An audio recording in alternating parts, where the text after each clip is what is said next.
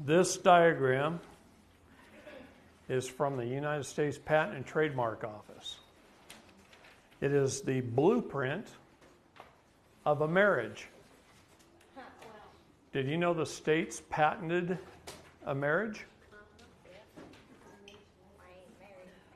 Yeah. For all those of thinking about getting married or are married, this is for you. Or those that are divorced, it's still for you. See, the state is the primary in the contract. The state joins with the husband and then enjoins with the wife. There is no direct line connection between the husband and the wife. What's the ENJ? Enjoins. Enjoins. Joins and enjoins. Enjoins just means second position joinery. Okay? So the state joins with the husband, enjoins with the wife. There's no direct line between the husband and the wife. That is a broken line. Any architect or engineer will tell you that a broken line on a blueprint is a beam that bears no weight. And they put God on that line. So God bears no weight in the contract. When you get married with the state, God bears no weight in the contract. The state is the primary contract holder under the doctrine of parens patriae.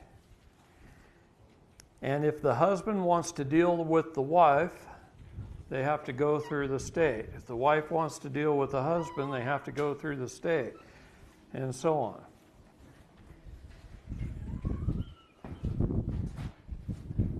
Yeah.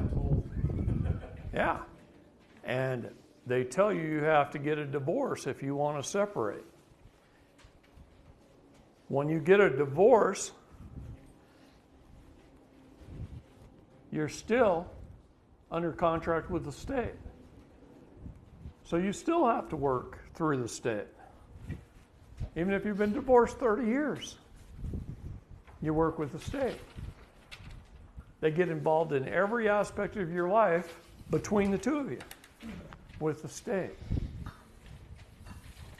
So I said this in one of my classes in Alabama.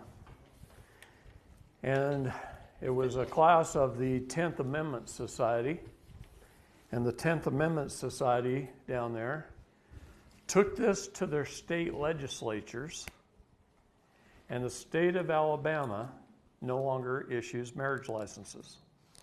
Wow. They do what I tell them to do. And what I tell them to do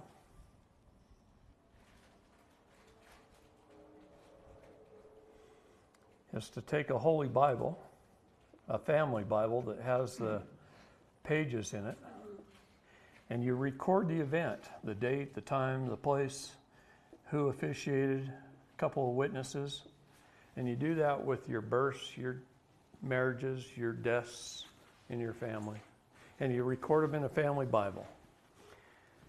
The state of Alabama says take these to a probate judge, and he'll record them on the land with the county recorder. And it's every bit as legal as that. But you don't have them in your life. But you don't have the state as the primary in your life.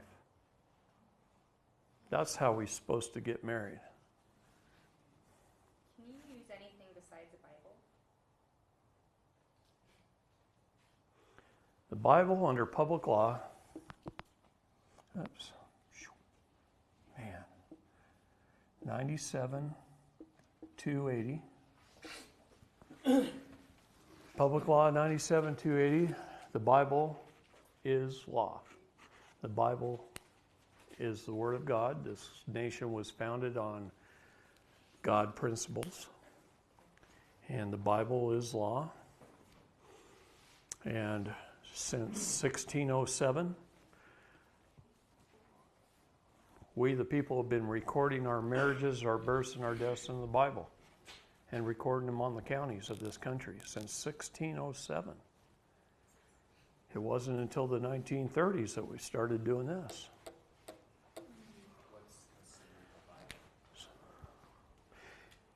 Any religious book, you have freedom of religion. But this country was founded on Christian principles. So as far as I know, it's any Christian Bible. So the Bible, specifically the 1611 King James Version,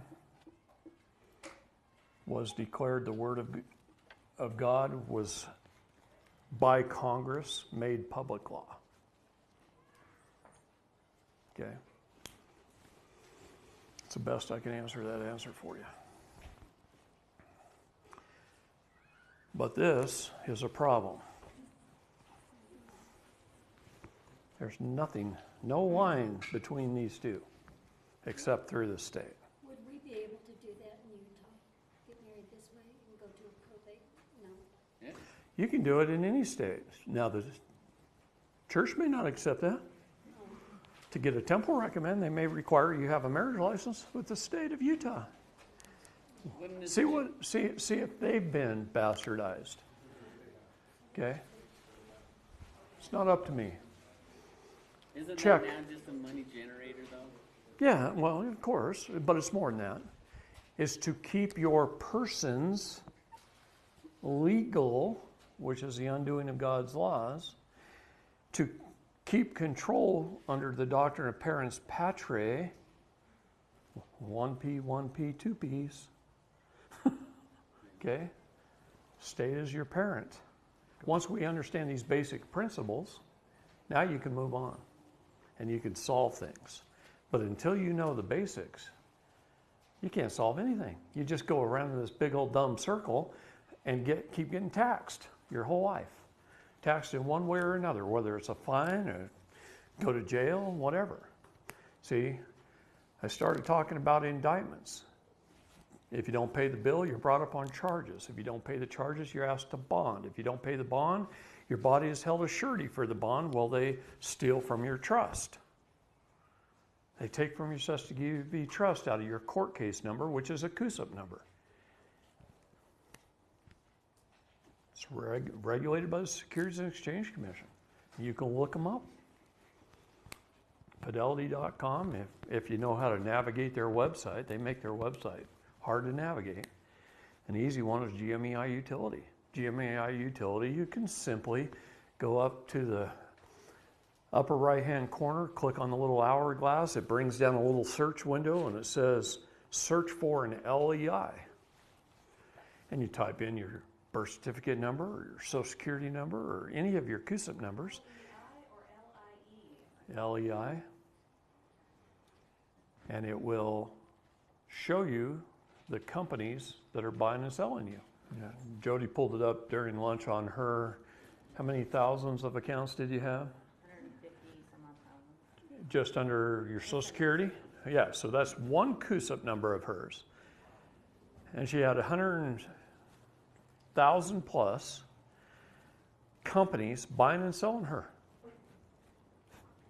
How much money did you have in there? Well, Will it show you how much money you have? they buy them in groups, bundles. Okay. 10,000, 25,000, 100,000. Okay, let's just say they average $25,000 times 100,000. Look how many zeros that is. Okay? You're worth millions and millions and millions of dollars. They have done a very good job I just don't see. investing, hypothecating, buying and selling, rolling those things over. They bundle them, they roll them over, they hypothecate them, and 151,000, almost 152. yeah, almost 152,000 companies buying her United States Treasury bonds under her CUSIP number. And just for the info, my And she can't even go buy a brand spanking new Lexus. See? You see what I mean? Hundreds of millions of dollars in her account. we did it on a dead person's social security and they're still doing it. Oh, yeah. And they're still doing it. Yeah, my dad died in 1989, and I think it was last year, I pulled his Social Security up. They're still buying and selling him. They don't care, see, they don't care. It lives on in perpetuity forever, Yeah, because to them, we're all dead already. right? What difference does it make, Yeah. right? That's why they refer to us as chattel, which is cattle. And now I think we've digressed to sheep. We've become Ovid. The United States Code is a wonderful thing. I keep telling the people that make the United States Code your friend, because that's how we hold our public servants accountable. It's not for them to use against us, but they do use it against U.S. citizens, because you're one of them. They use it against each other. So if you're married in another country, is it the same thing with their certificate? Well, if it's a United Nations country, how many people think we won World War II? No, come on, really. How many people actually think we won World War II? I guess it depends on what your definition of win is, but I'd say we did all right. Most people think we dropped a bomb on Hiroshima and Nagasaki and Japanese surrender and we won World War II. No, just Japan surrendered. Okay? Out of all of our enemies and all of our allies, we were the only country that was not a United Nations country. So the only way we ended the war was September 7th, 1945. We signed the United Nations Treaty, which took effect 90 days later on December 7th, 1945, which coincidentally Pearl Harbor was December 7th, 1941. So we ended the war technically on the same day that it started, but we signed the United Nations Treaty. We gave them Manhattan Island. How do we know that? Well, Rudy Giovanni, when he was mayor of New York City, the press came to him and said, can't we do something about all these guys with all these parking tickets down there on Manhattan Island? And he said, I don't have any control over Manhattan Island. I'm just the mayor of New York. Well, isn't Manhattan right smack dab in the middle of New York City? Yeah, because it's the United Nations owned it. Why do they? We gave it to them in the 1945 treaty, United Nations Treaty. We gave them 50 miles along the Mexican border as well. Did you know that? 50 miles wide. Those farmers down there that are right up against the border think they own their own land. They're sitting on United Nations property. What about Alaska and Hawaii that became states after December 7th, 1945? If you look in our laws, it says we have 47 states and Canada in our laws. And Canada. We don't have Alaska and Hawaii. They're under the United Nations. National park too, correct? Yeah. You know what else we gave them? Yeah. Part of our national parks, we gave them all of our police forces except our county sheriff's departments. Every city police force in the United States is United Nations. I built the City of Bend Police Department building, and on the blueprints there were 2 locker rooms. Each locker room had 115 lockers in them, and a bench down the middle, and all these lockers. And both rooms were identical, except this one had a vault door, but they were identical. Same lockers. Forgive my artwork. I'm not much of an artist. But when I built the City of Bend Police Department building, I had to build 2 locker rooms. And I said, how come? Well, because this one's filled with the duty uniforms, and this one's filled with their United Nations uniforms. So when they have to switch over, If you look at State House Department Publication 6227, written in 1961. It's an order from the United Nations to tell the police departments to begin to find ways to confiscate our firearms. A foreign nation has to work through our State Department. So all the police get instructed from the State Department. We found this out in Houston, Texas, when the floods happened a few years ago, and the City of Houston Police Department had to put on blue uniforms. There's warehouses all over this country with UN Yep, vehicles. ATACs, assault vehicles, in them, all over this country, that the chief of police has access to. And so, He can't touch it until the United Nations tells him he has to. What is the legal definition of the word treaty? It's a contract or agreement between two foreign nations and or entities. So if there is a treaty, they're foreign to us. It's hard to get out of constitutions and treaties. Okay. You have to create a new contract. A executive order does not override a constitution or a treaty. you can't do the red line. It'll override a statute, but it won't override a constitution or a treaty. Because you'd have to create a new contract or a new treaty. Or revoke it. Can he do that? I don't know, not without an act of Congress, and he doesn't have Congress on his side. Congress controls the purse strings. I went to Moani and I said, hey, we need some money to help fund the investigation of child and sex trafficking in the United States. And she went to President Trump. President Trump set aside $5 million to help us. That went before Congress. Congress goes, $5 million. What should we do with that? Let's create a child and sex trafficking task force inside the FBI and give the money to them. They don't do anything.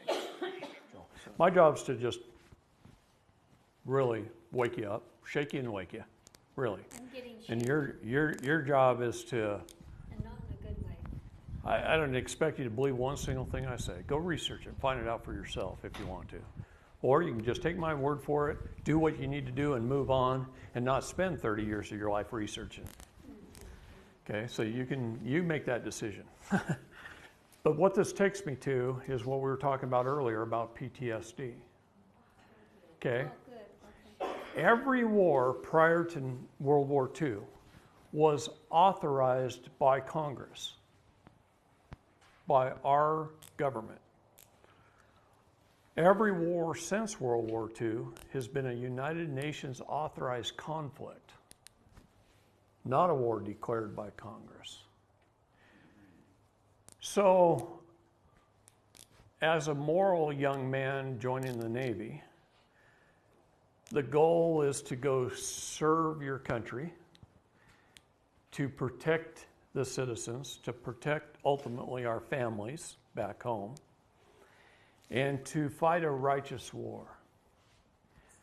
And we go to war, and we fight, and we watch our buddies die, and we get shot, and bad things happen, and we come back home. And PTSD is where our souls are in conflict with our bodies. That's all it is. Because we went to war over money or oil. Not a righteous war. Not a war to defend our country, but a war over money or oil or some other political aspect.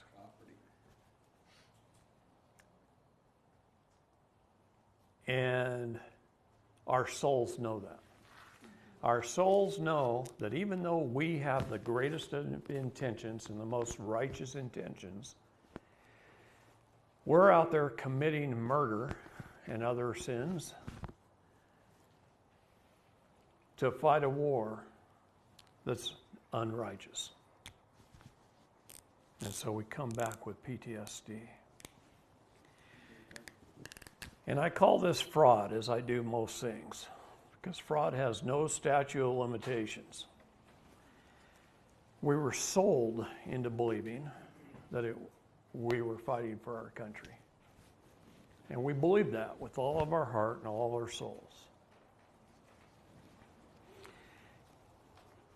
And we were frauded. And our souls know that.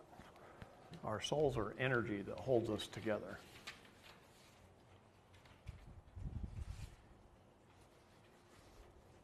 And so our souls fight our bodies, and we come back and we're having problems, and some veterans beat their wives or yell at their kids, not because they want to, not because they don't love them, but because there's something wrong with their mind.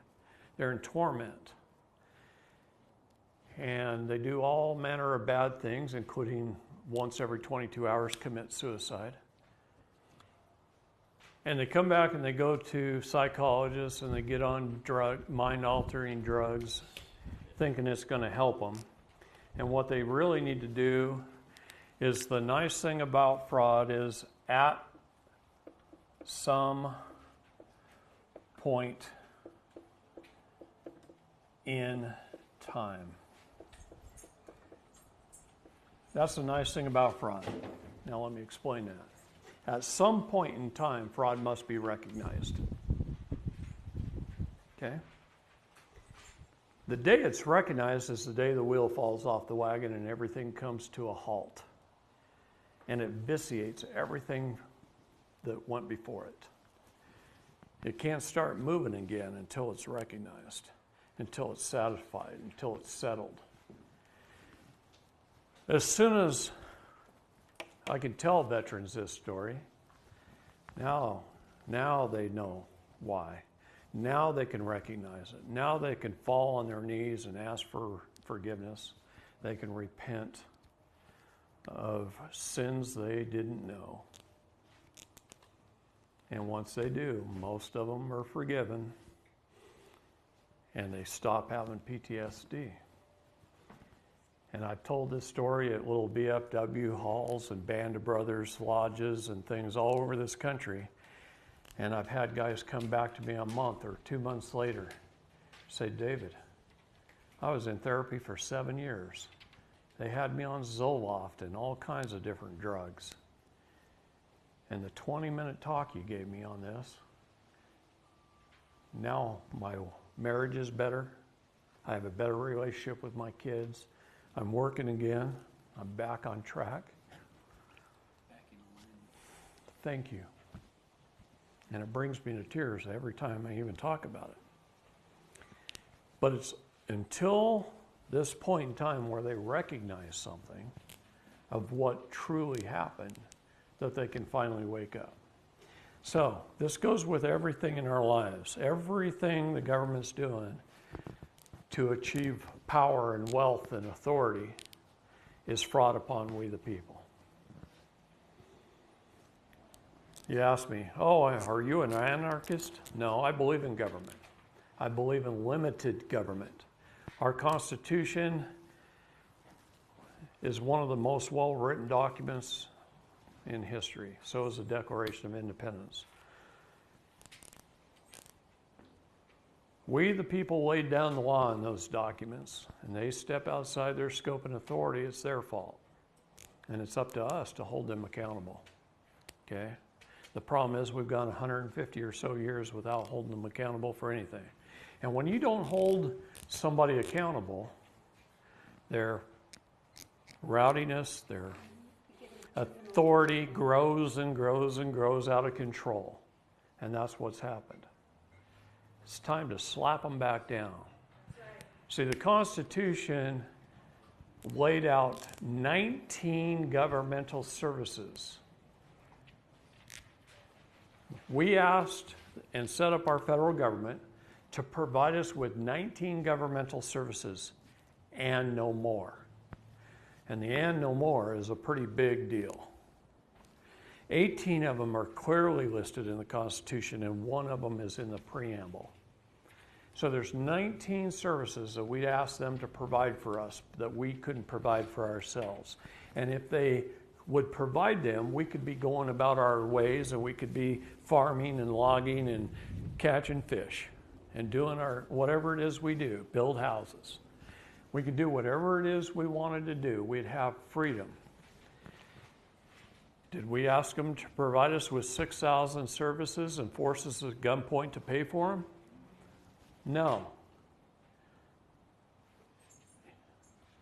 You ask me why I don't want to pay taxes? Because I don't want to pay for the 5,980 services I didn't ask for, that they don't have a right to provide us with. So how do I hold them accountable? Part of it's by not paying taxes. I'm not going to give them the money to do that. The problem is they're already taking it from me out of my Sesta QV trust. So unless I claim my minor estate and take half that money back, my half, according to the Public Charitable Trust, where I'm the co-trustee and the co-beneficiary and the only signatory officer, if I don't stand up and take it back, then they're just going to keep using and abusing us. And that I am against. See, I'm against corrupt government. I'm not anti-government. I'm anti-corrupt government. I want to stop the corruption. That's why President Trump signed an executive order calling on we the people for help. He first set up a proclamation. You know what a proclamation is? It's a cry out. He wrote a proclamation asking we the people to volunteer, to stand up. And then he wrote an executive order to support us. And he asked us for help in his proclamation of stopping corruption in the executive and the judicial branch. And a man named Chris Hallett stepped up to the plate, a very good friend of mine. And Chris said, hey, I get it. This is loss prevention for the United States of America. I've been a loss prevention attorney all my life. He used to work for Napa and other big corporations as an attorney who wrote reports to show them how to save money, loss prevention. And he said, that's all President Trump's asking us for. It's loss prevention. It's an emoluments thing. That's right. Article 1, Section 6, Clause 8 of the Constitution is emoluments violations. We're paying them to do a certain job, and they're operating outside their scope and authority. Therefore, it's a felony, and they're creating an emolument violation that we, the people, can hold them accountable for. And so when we see them doing that, our job is to hold them accountable, right? So Chris set up a company called eClause LLC. He sent his report off to the president. The president asked him to speak in front of Congress. Congress gave him permission as a LLC to act like the Bar Association. He can go into court and he can watch out for emoluments. Okay? And hold them accountable. And we all can. Chris made it so we all can. How do we do that? Just work under President Trump's executive order. We can volunteer to do anything we want. See, I got a nickname in my little group of the Pentagon Pedophile Task Force. People call the Pentagon, they go, hey, you got a pedophile task force? And the Pentagon says, what the fuck? You know, I didn't name it that. We just worked under executive order doing what the president tells us to do. We gather the evidence and we turn it in to the Department of Defense, and they take it and run with it. Our job is just to gather and turn it in under executive order. So we do. And then we got this stupid name, and then the pedophiles started hunting us and putting prices on our head, and and they still do, so what? Anyway, at some point in time, this is where the wheel falls off the wagon, is fraud. Fraud can be challenged at any time. There's no statute of limitations. Jurisdiction can be challenged at any time. There's no statute of limitations. This is a key.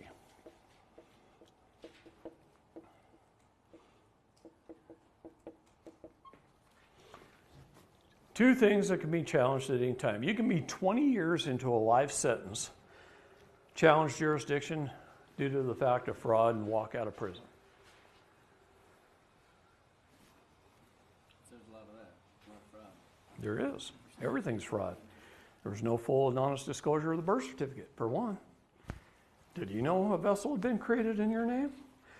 When you got a letter in the mail and it was addressed to your all caps names, you just think somebody made a spelling error? You see what I mean? No, they're sending a letter to your vessel. They're calling the vessel. They're summoning the vessel. Are you saying that on your birth certificate it's all caps? Yeah. What if it wasn't? What if it wasn't? So it wouldn't be valid? It's always all caps on the birth certificate. On the certificate of live birth, it's not always. Okay. Okay? They steal your soul. They take your soul prints at birth. They send you out to sea, presumed dead and lost at sea until you return and claim your minor estate. Legal definition of the word minor is somebody under the age of 18 or somebody of any age who hasn't claimed their minor estate. We're all minors in this room. Over and over again, the Bible teaches you to take dominion of the jurisdictions, land, the air, and the water.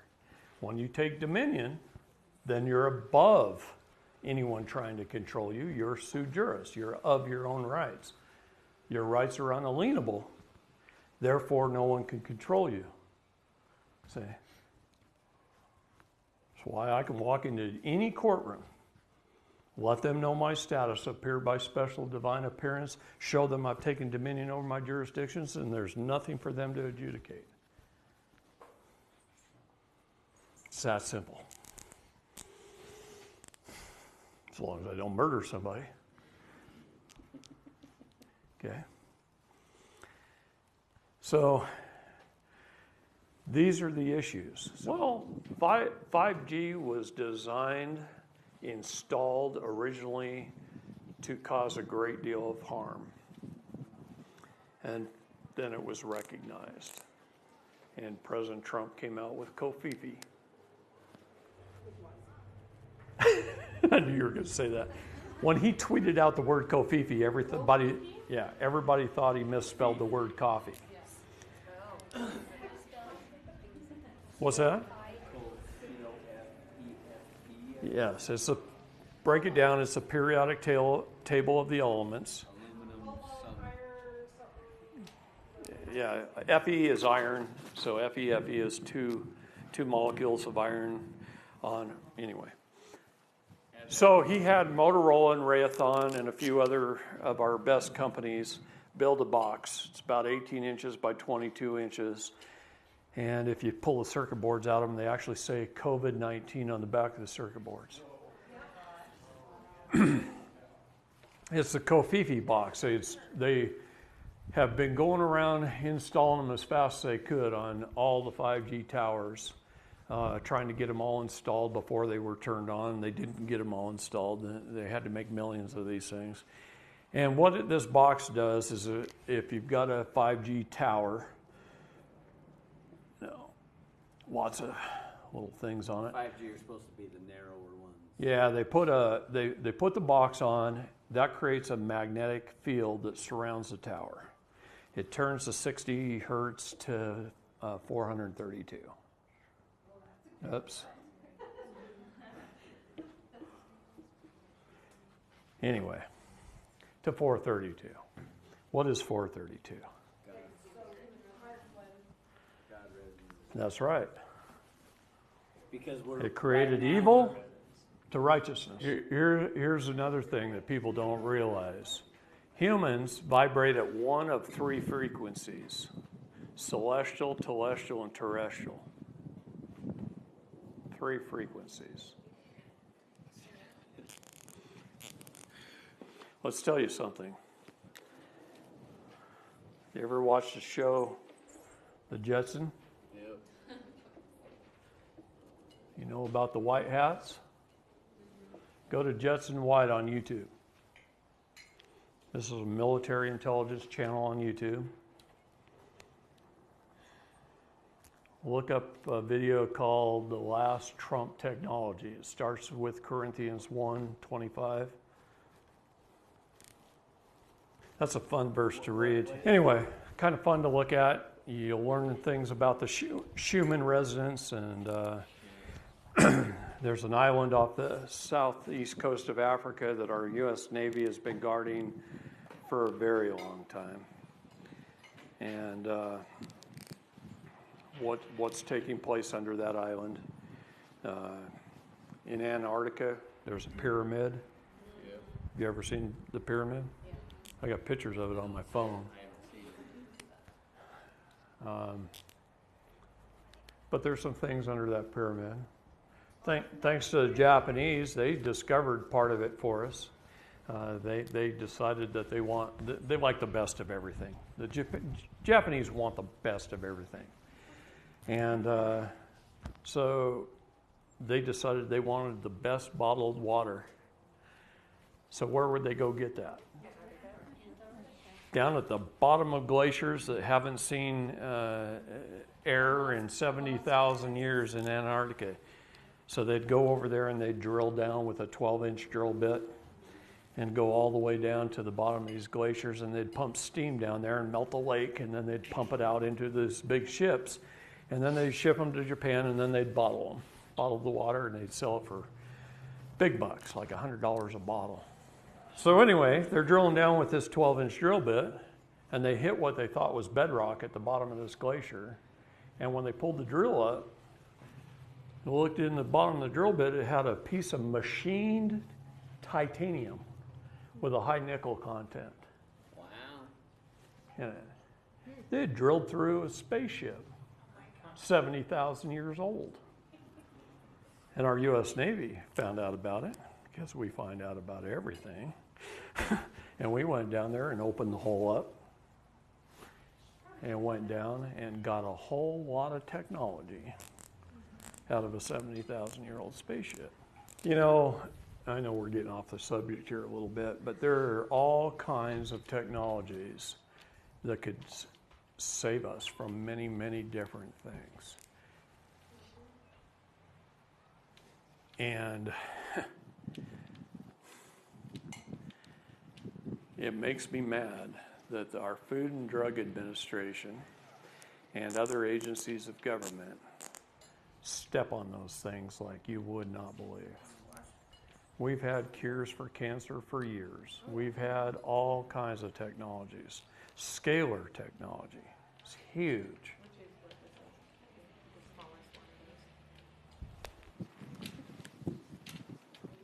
Got a doctor in Montana that can use scalar technology, and if he knows the exact GPS coordinates of a guy that's sick in Africa, he can cure him from Montana using scalar. Scalar technology can be used for good or evil. It can bring down an airplane. It can freeze and or microwave, depending on if you positive or negative it. Depending on the size of the unit that you use. It could freeze an army in its tracks, turn them to ice, or it could melt them in its tracks, or it could be used to cure malaria. Scalar technology could be used for anything. Because it seems like it's just wiping everybody out. And we've had it for a long time, since the late 60s. Russia had it first. It was a wonderful technology. And they knew it could be used for good, and they knew it could be used for evil. I've got the CIA report on it right here. It's a wonderful thing. I'm concerned about my grandkids going to school and the masks, and if they don't comply, I'd be concerned too. yeah. I'd be suing your damn governor right now. Done. Yeah, I know. How do we go about doing that? If we Oh, have- there's already a lot of people doing it. And How do we get involved? but everybody needs to get involved. That document ought to have 25,000 signatures or 250,000 signatures. Okay? The lawsuit document is suing Herbert. Anyway, they're following a foreign agency. Okay? The minute they do that, they shouldn't be getting paid by us. Remove them from office. An emolument violation. It's a constitutional violation. I don't think they put that in their lawsuit. But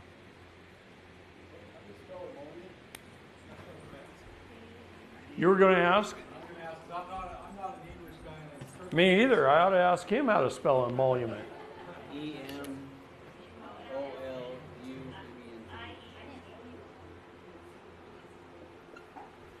Oh, I was wrong. Am I right?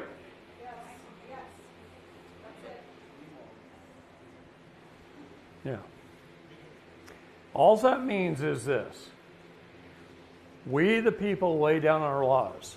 Okay? This country was founded on the Law of Nations by Vattel, a book written long before there was a government on this shore. The Law of Nations by Vattel. By Vattel. He's the author. The Law of Nations. We, the people, lay down the law. When our public servants step outside of the scope and authority of the law in which we lay down, they are committing an emolument violation. In other words, they're getting paid for their position of power and using it in a method that we didn't authorize. Okay? That's what that means. Can you give an example? Oh my God.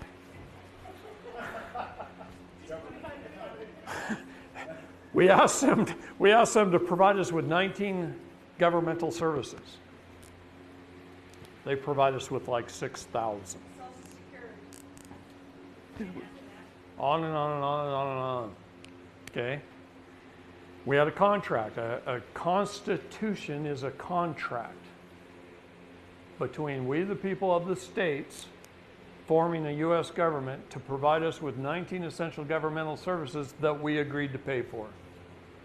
That's all it is. Anyway, the United States Code, we need to make it our friend because that's how we can hold them accountable. I can't say that often enough.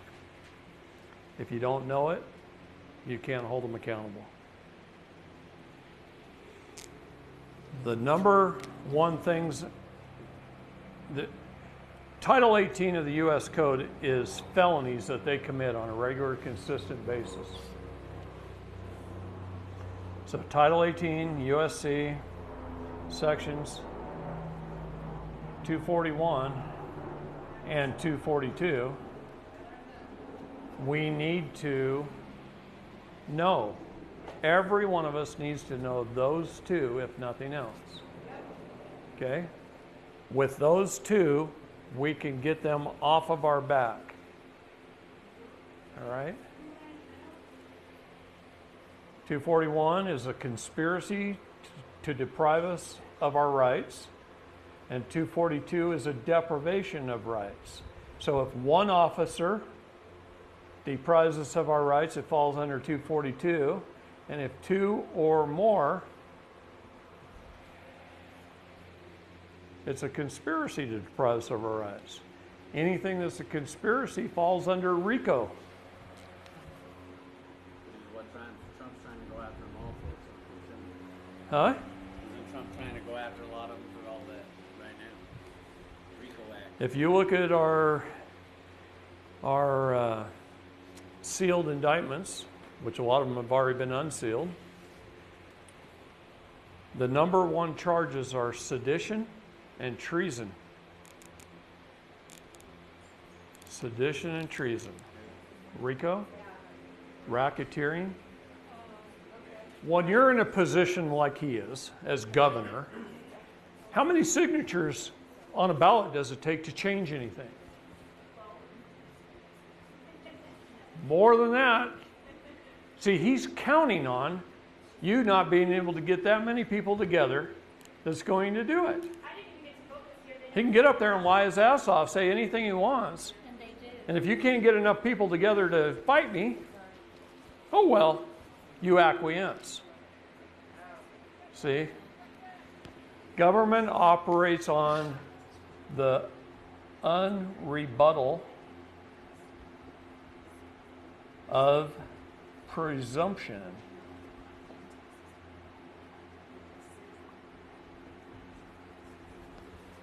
They presume, they assume, you don't rebut. Kind of like they're assuming we're all sick right now.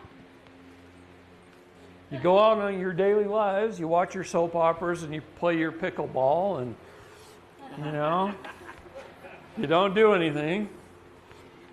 And they do whatever they want. That's how they take power. That's also a parasite. You know, I was talking about you. All right.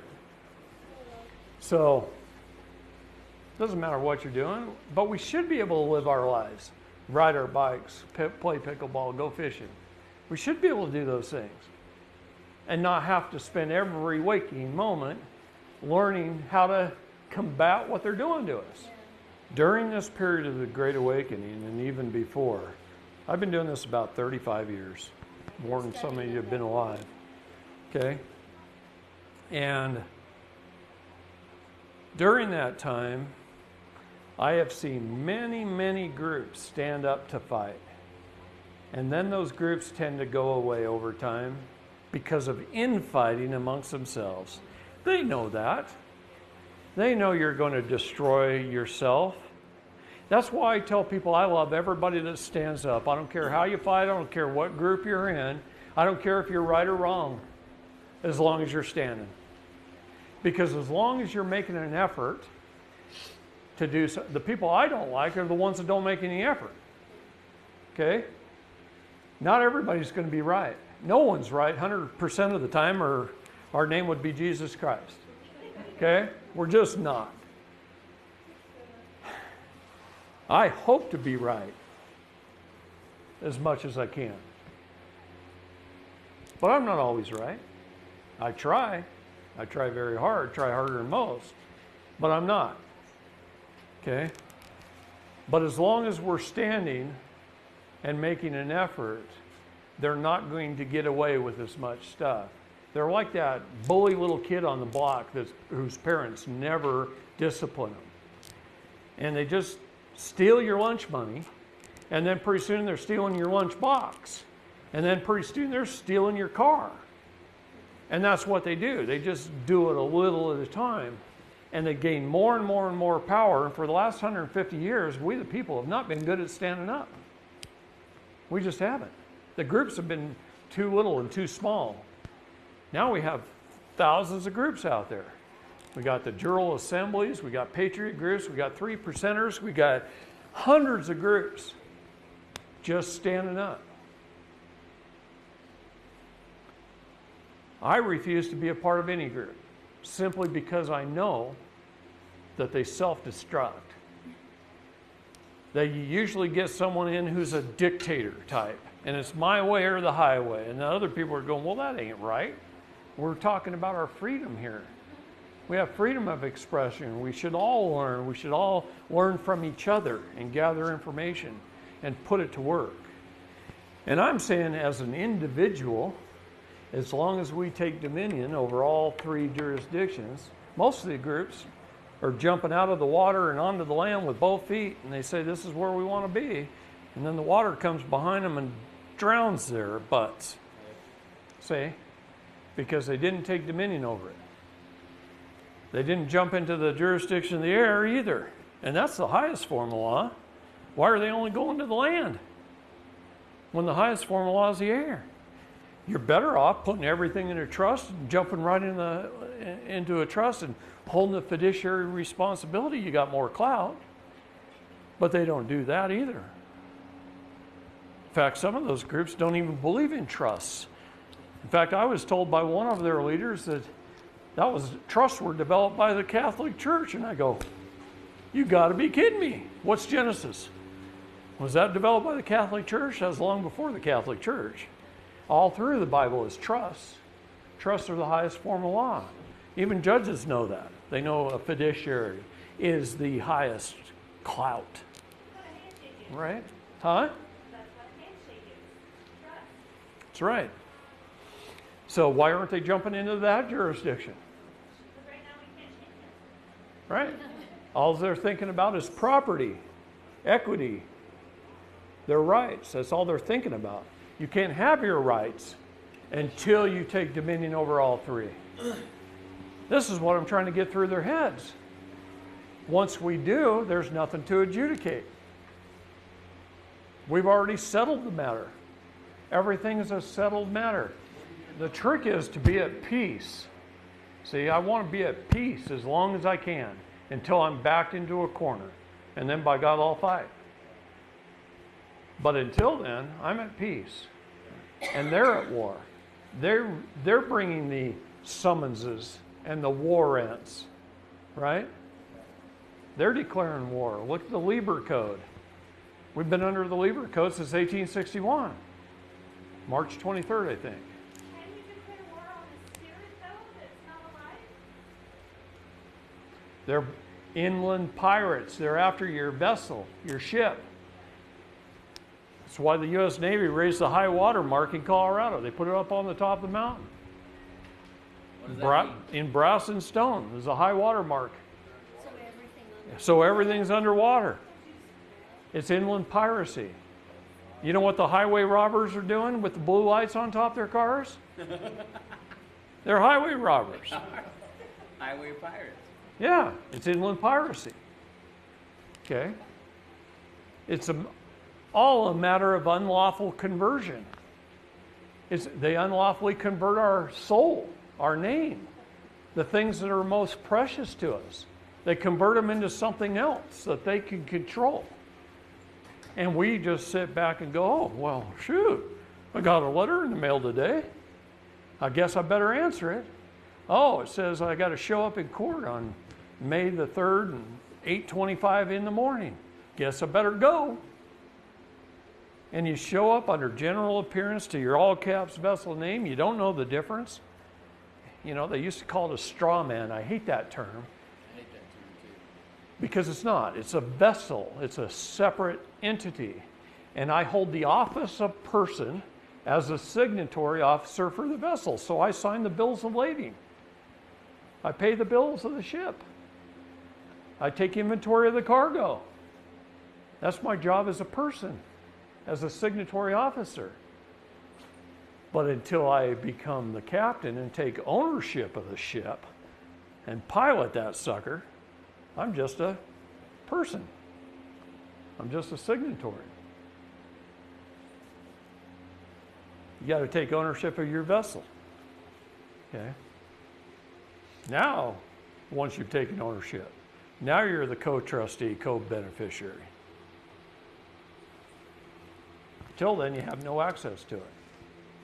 You don't even know how to use it to pay off your car or your house. You know that one you don't own that the state does? How come you don't own your home?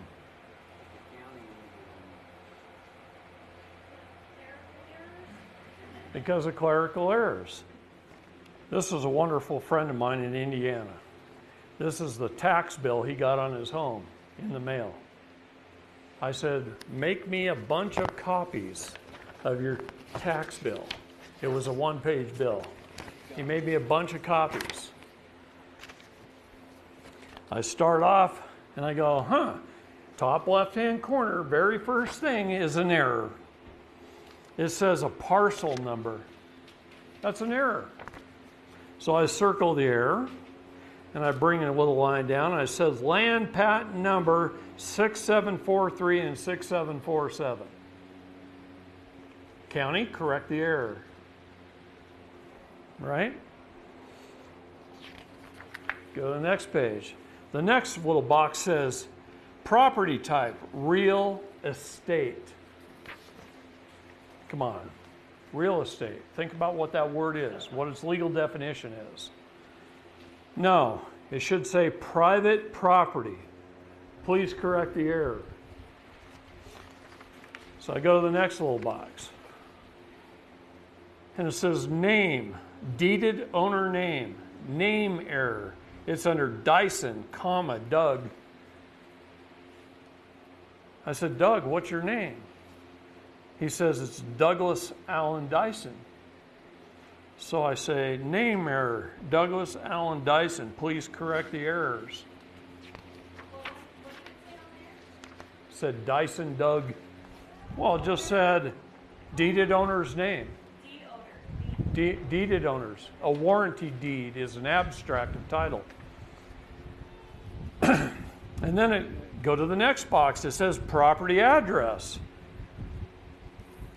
3630 East State Road, 14, Columbia City, Indiana, 46725.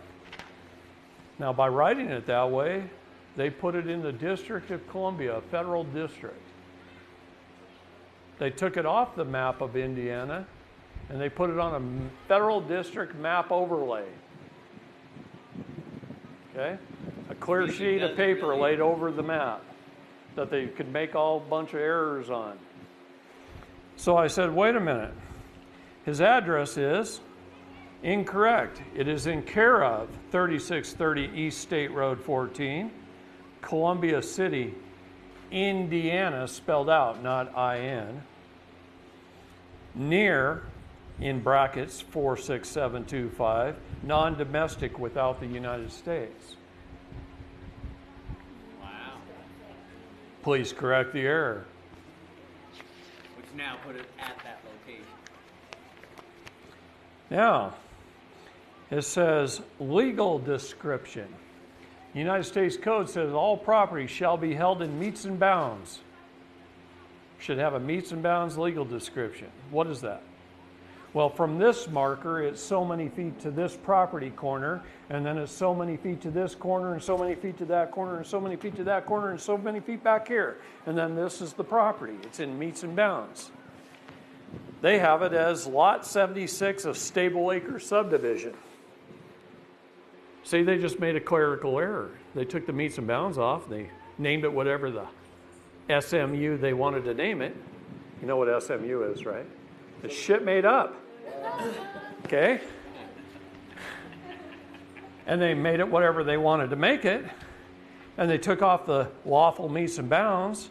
So I said, error, see attached, lawful metes and bounds, land patent number 6743 and 6747, a part and parcel thereof. Please correct the errors.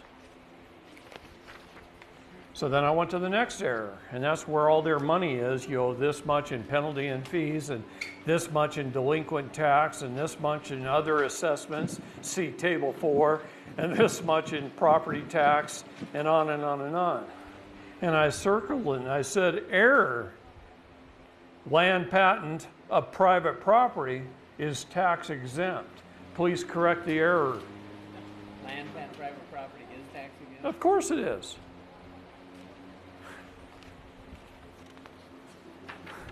Oh, at the bottom of each of these, it says Exhibit A, Exhibit B, Exhibit C, EFG. So then it says check here for a change of address. So I put error, boxes, Chicago Styles Manual, anything in a box is not part of the contract. And I circled all the boxes on the page. And I said, please correct those errors. Okay. Then we post his property with the land patent numbers. We put up a sign that says no trespassing, $250,000 fine without appointment, and not open to any federal agents. No jurisdiction. And we post the property. Then we record it for 90 days. Then we go record it with the county recorder's office. And then guys like Ken Cromer can move back in their house after they've been out of it for 10 months. And it's been sold to somebody else. Yeah, so how did they rectify that? Guess who bought Ken's house? His bishop. Now his bishop has to sue the court to get his money back. Because he can't sue Ken and get the house. Okay? The sheriff sold it as a sheriff's sale on behalf of the Internal Revenue Service. And I'm sure the money was sent to them. So we filled out some documents for the Internal Revenue Service, said, Show me where there was a verified audit. Show me where there was proper due process of law. Oh, wait, they just shut up and write you a little letter back and said, oh, well, we don't have any proof of that. You don't owe us anything. See? So when you go down that road, are you fighting with them pretty often, you know? We don't fight with them at all. We're at peace. Our job is one of two things. We only have two jobs in life. One is to correct the errors our public servants make, and then to educate them so they don't do it again. They're all compartmentalized legal idiots, and we have to understand that so that we're not beating them up, because otherwise we'd be wanting to kick their ass, right? I can only imagine that you're correcting their errors a lot. Oh, it's a full-time job. Get their money. It's a full-time job. So is that what we should expect?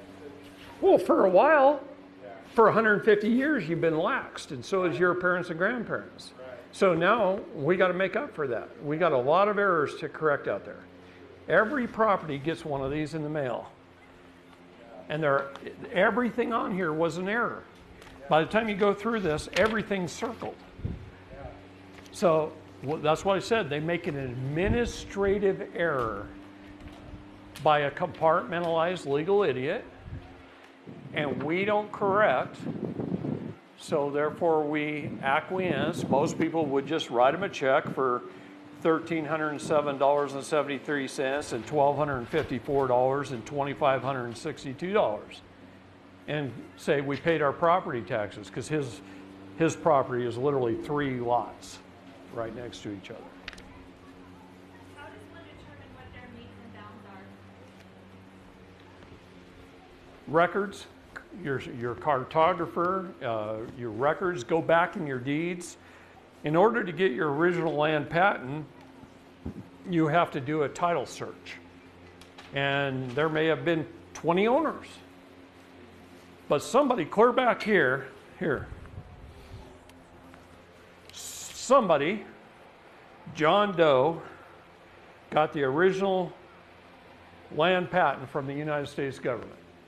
And then he granted it to his heirs through a grant deed. See, it can't be sold. It can only be granted. It could be granted for consideration, but it can't be sold. So he grant deed to his heirs, right? And maybe that's Bob Doe. And then he grants it to his somebody, grant deed. And then they sell it, and it's a warranty deed. At this point in time right here is where the county stole the property on behalf of the state. And that may have been 6 owners ago. And the land patent was probably a 640-acre piece of property. And you own this little lot right here. So this is land patent number 2170 or something. And you only own this, but that's an underlying land patent. So this is why we say a part and parcel thereof. So you get the meets and bounds description of that as a part and parcel of land patent number 2170. And there's your property. So could he have avoided being kicked out if he had done things a different way, or? Sure, before he even had this issue. But see, fraud at some point in time, it must be recognized. So he didn't know this stuff. He didn't know there's an underlying land patent. He couldn't be kicked out or anything like that. And the sheriff came, kicked him out. He's out living with somebody else for 10 months. And then some ugly guy named David came along and said, hey, why don't we just put your property back into this original land patent and accept the last grant deed. We have to accept that grant deed and then record it and then publish it and then tell the court where to go and how to get there. Okay? David, And move back in, because otherwise they'll get you on abandonment laws. So we moved back in, and I had to fly back to Oregon. So Shauna Cox and Ryan Bundy came up and stayed with Ken the first 3 nights. They were out barbecuing on the backyard and the police showed up. Bad move on their part. Because Ken says, well, why don't you guys just call the county recorder's office and see whose name's on the deed? And they did. And so they left. Okay? So does he get a tax bill every year? Or, If he gets one this next year, okay. he's going to do that. Because they're going to keep trying. They don't give up for a while.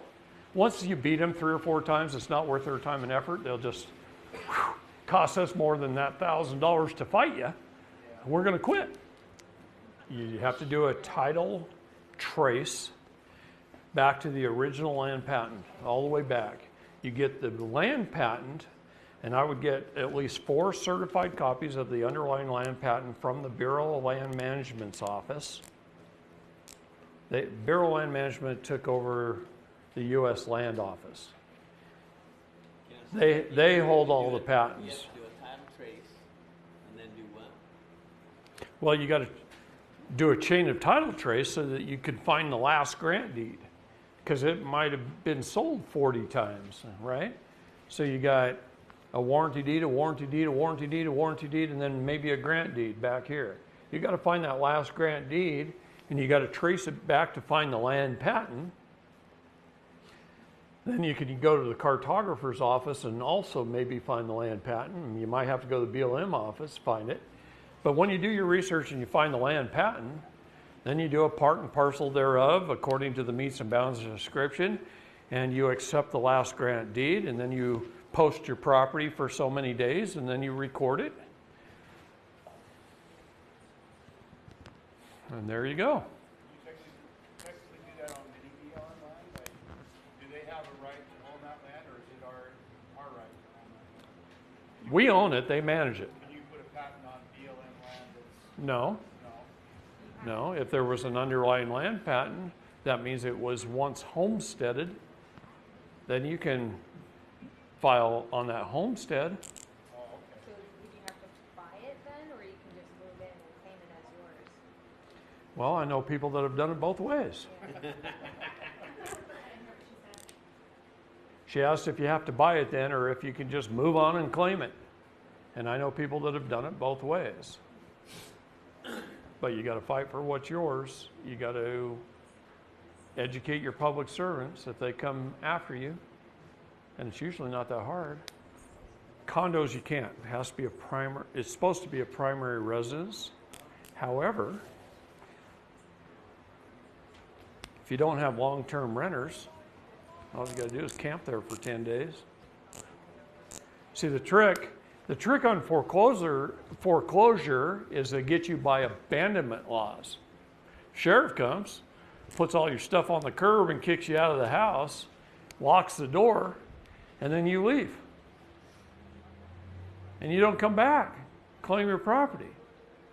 I know a guy that came back, moved back into his house, day after. About 30 days later, the sheriff comes back. What are you doing here? I'm going to throw you in jail. Threw him in jail for 1 night. Guy gets out of jail, he goes back home, moves in. He's there for about another 30 days. Sheriff says, I'm going to throw you in jail for a week. Throws him in jail for a week. Sheriff can't hold him much longer than that. It depends on your state laws. How long in Utah is a contempt charge? 30 days. 30 days in Utah. So they can hold you 29 days and then they have to give you a hearing. Okay?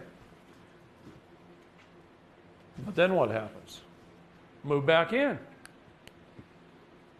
How many times can they hold you for contempt? 3 times. You can spend 90 days with 3 hots and a cot. 3 contempt charges. Just keep moving back in, and pretty soon they can't kick you out of your house anymore.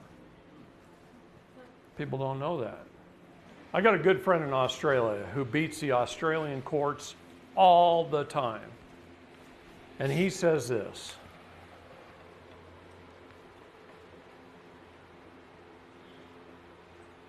never give them your last name. They say your name? No? No, Your Honor, my name is this.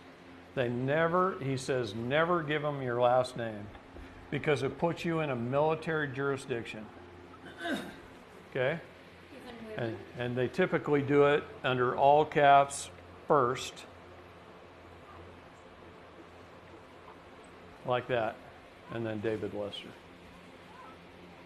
Okay?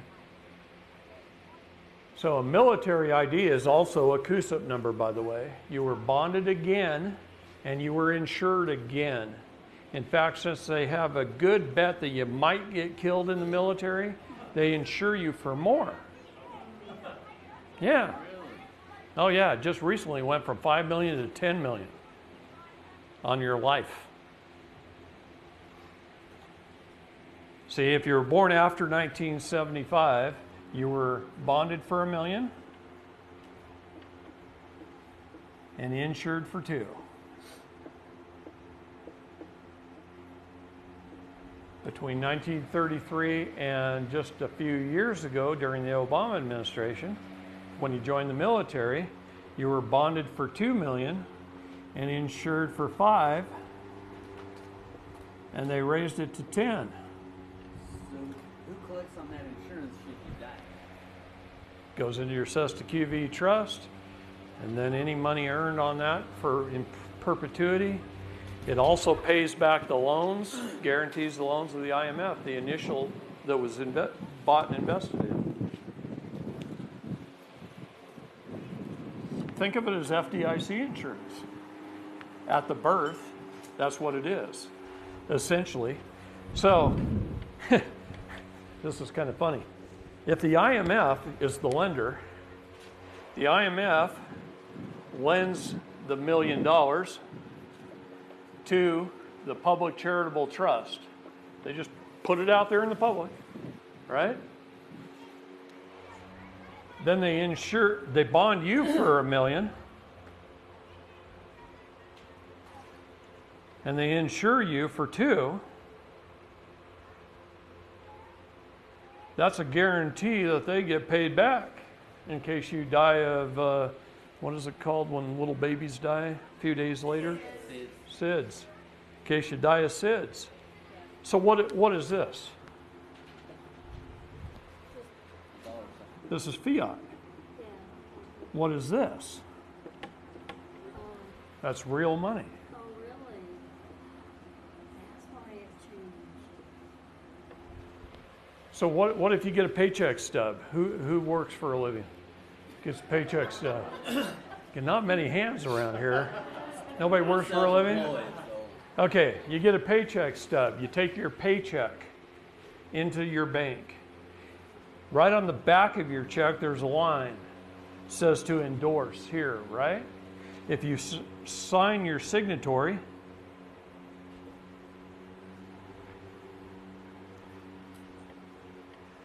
and you write USC 12, section 411, then in their computer, they have to convert it to real money, so they change the dollar sign.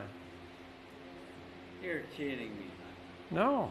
When you open a bank account, when you sign your signature card, if you write USC 12411 on your signature card, everything that goes into your bank and out of your bank is real money, and it discharges your debt. Yeah, see, the United States Code is our friend, and you don't know it. How does that work with direct deposit then? Well, that's why it has to be on your signature card when you open your account. You're telling them to deal in real money. Instead of computer. See, this is legal tender. God, I can't even write here. Legal tender. Tender. It tenders it to a later date. Never discharges the debt. Real money discharges.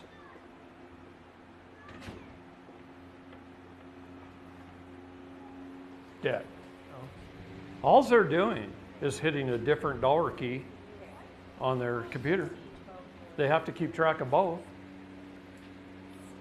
Was it USC 12, section 411? Title 12, Section 411. You have to do it through your signature card at your bank when you open your account. All money shall be converted to real money. Can you? It's just a computer thing. So I should do that with my personal accounts. Yeah. Can I go back with my personal account? Then you had to educate your public servants. They're compartmentalized legal idiots, see? You got to learn it, and then you got to educate them and control them. It's up to you to hold them accountable. Any public servant must be taxed, pay income tax. Private individuals do not owe a tax on their wages, their sweat of their brow. Okay. W-4. You don't fill out a W-4 when you go to HR. Okay, the first thing you do is you fill out a Form 56, which notifies the IRS of what your status is. A Form 56 tells them who you are. Then, at your employer, you fill out a W-8, B-E-N, as a tax-exempt foreign estate and or trust. Now they can't withhold any taxes from you. Now you can't do that because you work for the federal government. Neither can you. You need to change your status first anyway. Status is everything in the law. Status, standing, then jurisdiction. So you change your status, then you take dominion over your jurisdictions, and then you have standing. You don't have standing until you take dominion. That's why they say all are equal in the law, rich or poor, black or white. Ignorance of the law is no excuse. You all have the same standing. You're all just as dead as the dead deer on the side of the road. You all are equal to that deer. You can't stand up and walk away. You're all dead. That's what being a citizen, a person, a resident is. You have to change your status and claim your minor estate. Your children are part of your minor estate until they reach age, and then they have to do it for themselves or just maintain that they are still. See, they self-determine it. The problem, the difference between them and you is you've gone about your whole life marking boxes saying you're a U.S. citizen, filling out W-4s and paying your taxes with 1040s and doing all these things, claiming to be a U.S. citizen. Now you got to correct the errors you've been making. They haven't made those errors yet if they're still young. Okay? So they don't literally have to do anything except make a declaration, reclaim their title, file it with the county. Yes, I mean status is always the first step. We have to correct that error that we've been making. That's what this is to help us. Well, that's just kind of steps to freedom. I mean, you have to kind of get that done to correct the errors you've been making your whole life. But this is the beginning of changing the status, right? Yeah, well, yeah, the first part is changing your status. And then when we change our status, we need to write an affidavit and communicate that. Right, because in the United States Code, in Title 8, Section 1101, is our definitions of status. The federal government says, here it is. Here's all the statuses that we accept. Your job, self-determination, just pick one. Notify them in writing via an affidavit under the penalty of perjury of what you are. So you're telling them what you are. You're making that determination. Okay, so you notify them via affidavit. All they have to do is have it on file. They're not going to answer your affidavit, so what do you do with it? You make it a court of record. Now, here's a part I want you guys to pay close attention to.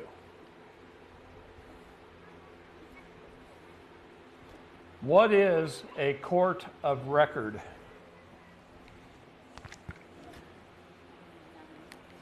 Pretty soon.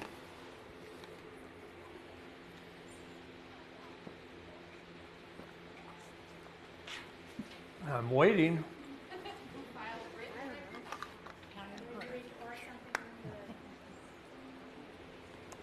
Court of record is just a recorded document. The place where they hold the recorded document.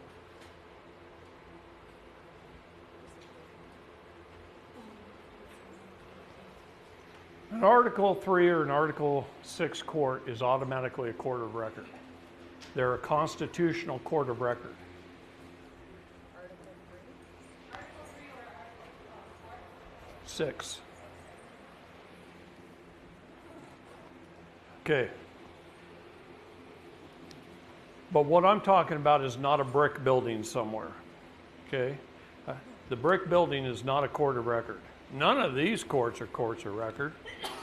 In fact, in one case here in Utah, we proved that the First District Court of Cache County, along with 7 other county courts in this state, are owned by one man who lives in Ogden, and his headquarters are in Ogden, Utah, not even in Cache County. And he owns them just like a McDonald's franchise. So do you think they're government? Yeah, that's what I'm talking about. He's got a Dun & Bradstreet number. You look him up on manna.com, and it says private for-profit corporation. Yet everybody gets charged of any kind of crime in Cache County, goes to the First District Court of Cache County. He owns the court. Does that mean he hires his own judges? Does that mean he hires his own attorneys? Does that mean he gets a cut off what fines you pay? Yeah. Do we know his name? Yes, we do. Would you say it? No. So, what is a court of record?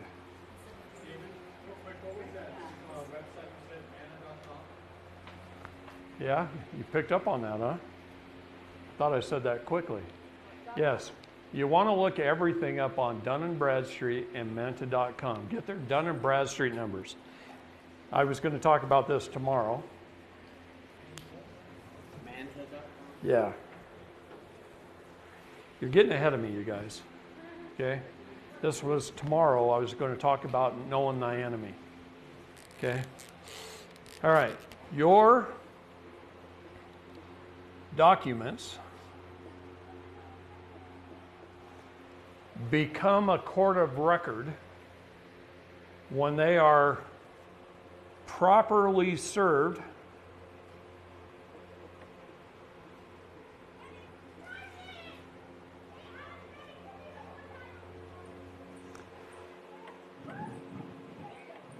publicly published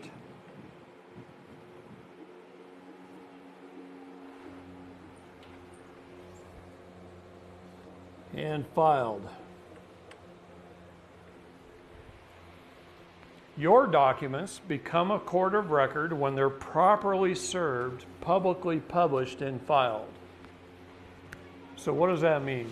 Okay, let's just say we're changing our status. You write an affidavit, you send it to the Secretary of State of the United States, Mike Pompeo. That's who you're required to send it to by the United States Code. Now, I want everybody to know about it, so I send it to Donald Trump. I send it to our Attorney General, William Barr. I send it to Mike Pompeo. I send it to the Secretary of State of the state I was born, and I send it to the Secretary of State in the state I choose to inhabit. And they all get one. And every time there's a regime change, I send it again. I want them all to know why I made that decision. Okay? So I send my affidavit to Mike Pompeo. And I send it registered mail return receipt required, so I get the green card back that somebody has to sign for. And it tells a date on when they received it. I get that back 1 to 2 weeks later. There's somebody there sign for it. I always send it, notice to agent is notice to principal. Notice to principal is notice to agent. Okay? So it doesn't matter who signs for it. It's just like he grabbed it himself out of the mailman's hands. He's been served. So then I do a certified proof of service. Certified proof of service. Attaching that green card to a document that I attach to my copy of the affidavit. So you do a certified proof of service page and you attach it to your affidavit 1 to 2 weeks when you get it back. What I do is I've got a specially made page and I set the green card on it and I run a little bead of super glue right along that top edge and I'm bind it to that document. Okay? Now, I have to wait from the date that's on here that he received it. I have to wait 21 days for his response. So on the 22nd day of his response, I do a certified judgment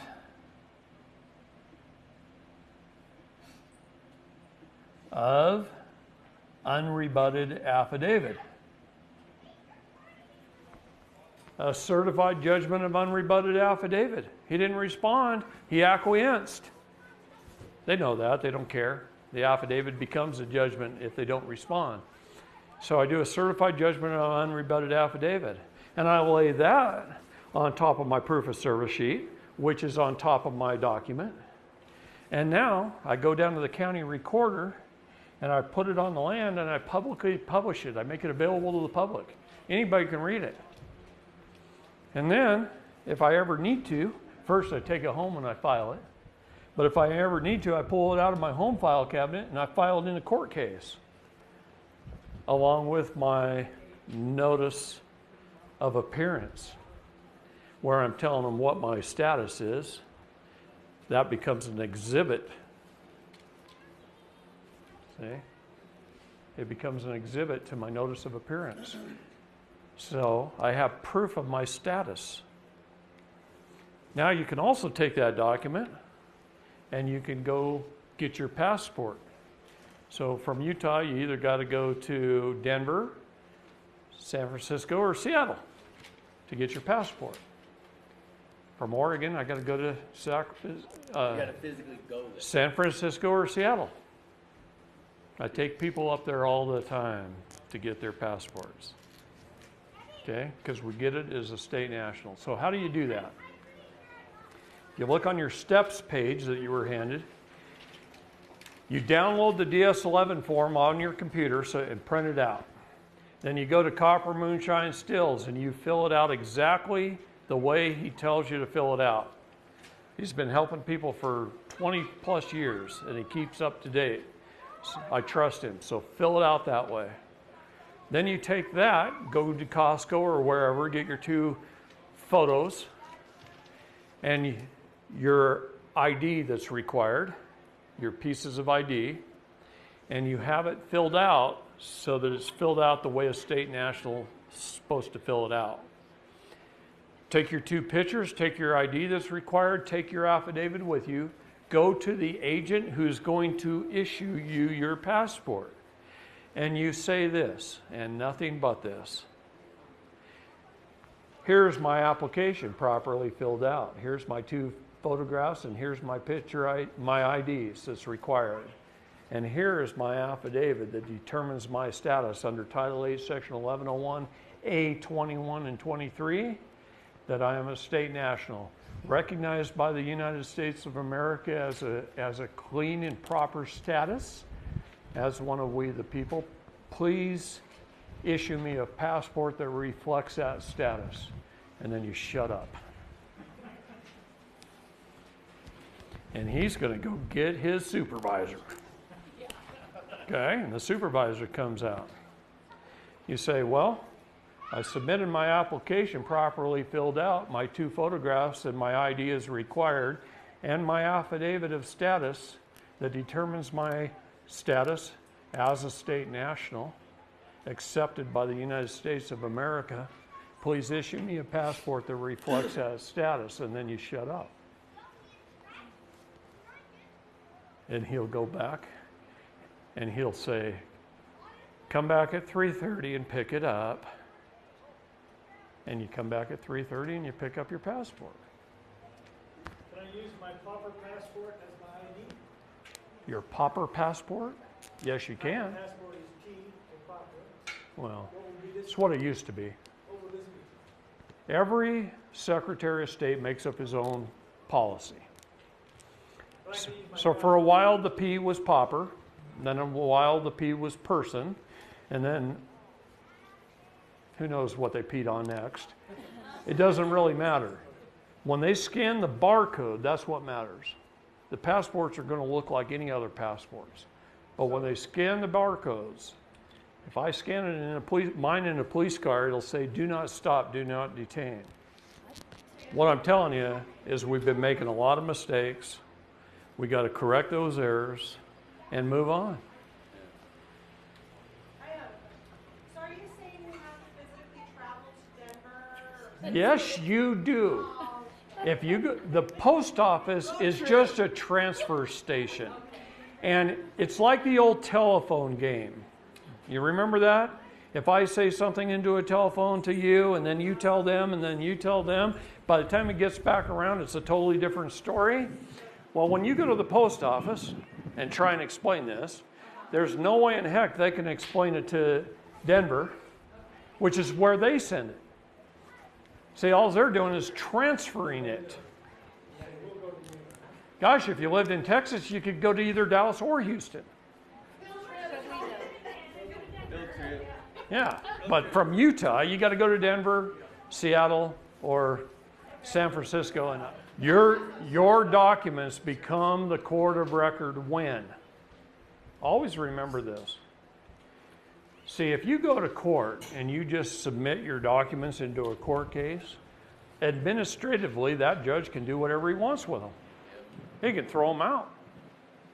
But if they're publicly published and then submitted in court, it's a settled matter. There's nothing for him to adjudicate. He can't destroy a document, or under the United States Code, he's committed a felony. You want to start holding these judges accountable? Publish your documents first. Then submit them in your court case. Then if he throws them out, he's in deep doo-doo. Now you countersue. Every state statute in the United States says this. Every state statute says this. The only remedy in a state court is a tort claim. Did you hear what I just said? If you're just playing defense, you can't win a football game. You got to go play defense and offense, and you got to do it at the same time. So if you want to win, you sue them. It's a tort claim. If I go out here on the street and I come to a stop sign and somebody runs into me, what do? I want you to think about this for a second. I go to the person, I gather his insurance information. What company do you have? What's your agent? What's his phone number? What's your policy number? I don't care that much about you. Accidents happen. But now I go file a claim with the insurance company, and they pay the bill. What does government teach you to do? To go complain. Go complain. File a complaint. I think part of that's ain't. Nobody want to hear you complain. Nobody cares if you complain. If you do complain and they decide to investigate it, who's going to investigate it? The people you're complaining about. It don't mean nothing. Never complain about anything. It's not worth your time or day. Didn't your mama teach you that? Stop complaining.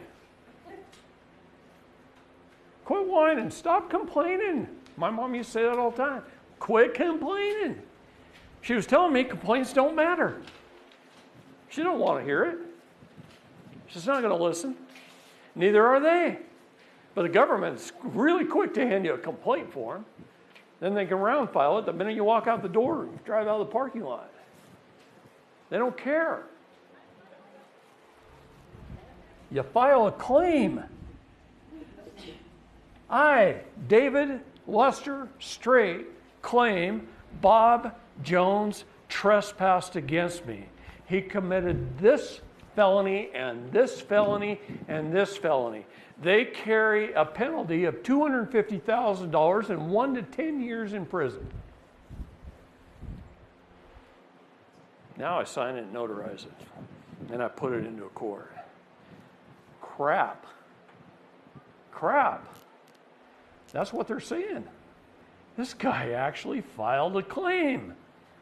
And then I go, oh, and here's a FOIA request. I want to know who your risk management company is.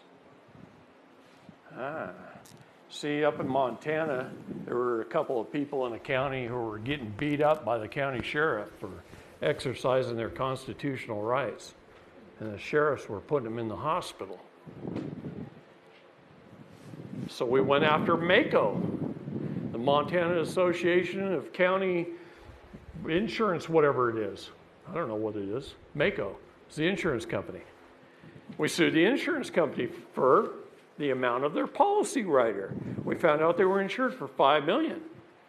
So we sued them for $4,995,995 because they have a constitutional rider. And they had constitutional rights as your sheriff was taken away from them. And MACO settles the claim out of court. Writes a check for $4,995,995.95. And then MACO goes to the sheriff, says, you ever do that again, we're dropping your insurance policy, you better knock that shit off. And you know what? People are treated a whole lot better in that county now.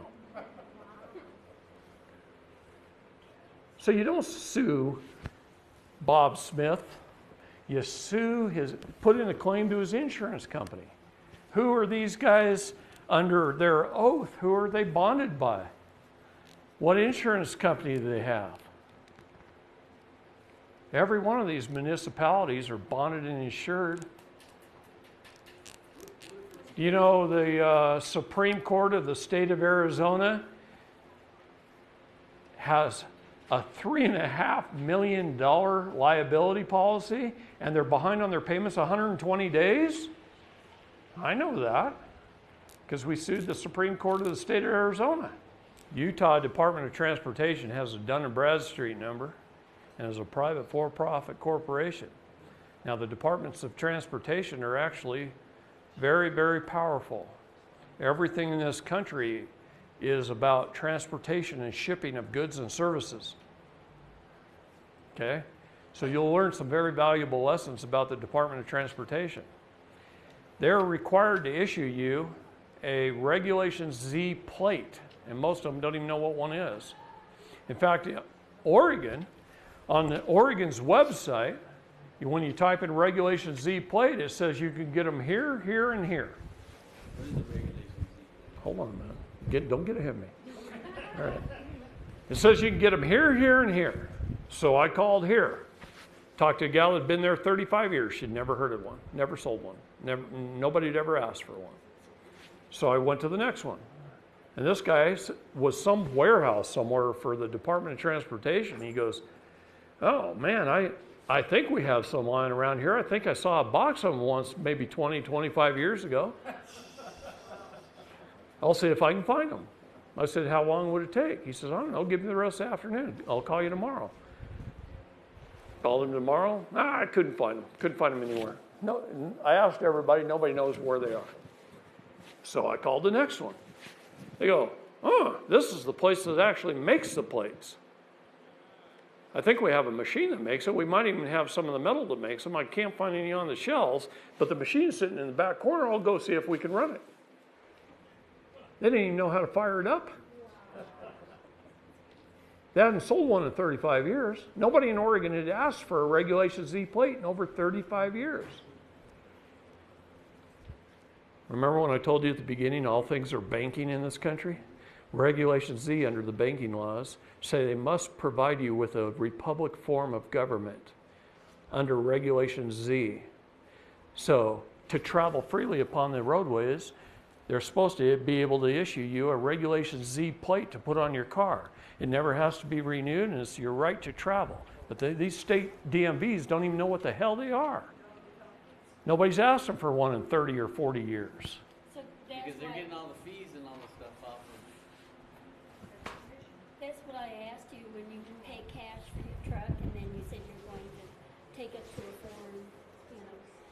Well, then once I've got the MSO in my hand, I don't have to do anything. They can't tell me what to do. No, I don't. I could fly the civil flag of peace on the front of my truck. I don't need a plate as long as I own it. You only need a plate because the state owns it. The state has your MSO. What about someone who's sits on their car? How do you get the MSO for that? You can't do it on a used car either because the state has it somewhere, unless under the salvage maritime laws. What's the MSO stand for? Manufacturer's Statement of Origin. Go have fun. Go hold your public servants accountable. It really does get to be fun, by the way. Once you know what I'm teaching you here, and you know how to solve these issues, man, they're just going, oh crap. Because all they are really is paper pushers. Oh yeah, Ken Cromer's bishop tried to get the federal court involved. Federal court looked at the land patent and said, sorry. Not even the federal government can override a land patent. A president of the United States signed the land patent to his successors and or assigns forever. No one can override that superior title. Now, they can only take it for needful things like a freeway. Anyway. But then they have to pay a fair market value for it. So, not just kick you out for foreclosure. Have you ever heard of the coffee bean case? Okay, this guy got sued. The judge ruled against him. Before the judge was ready to throw the hammer down, he says, Judge, do you care how I pay this? It was like $1,140 or something. Do you care how I pay the $1,140? Judge says, no, I don't care. So I could pay it in coffee beans? And judge says, I don't care how you pay it. Throws the hammer down. Guy goes home, he counts out 1,141 coffee beans, puts them in a bag, circles the transcript of the court transcript where the judge says, I don't care how you pay it, you can pay it in coffee beans. He goes in the court clerk and he gets a receipt paid in full. Because the 1,141 coffee beans were worth more than the paper fiat currency. It was actually a commodity. Could have been in toilet paper. Okay? It was not so long ago, huh? And that's an actual case on the books.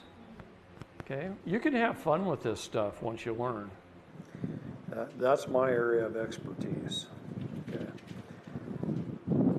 As far as debt goes, though, let me answer his question first. Try to avoid debt at all costs. That's what I'm going to tell you. Save your money, then go buy something. Do without for a little while, then go buy something. Stay out of debt all you can. Now, obviously, if you're going to buy a house, you're not going to save up $200,000 or $300,000 or whatever it is to go buy a house. You have to go into debt to buy a house. You probably have to go into debt to buy a car. Okay?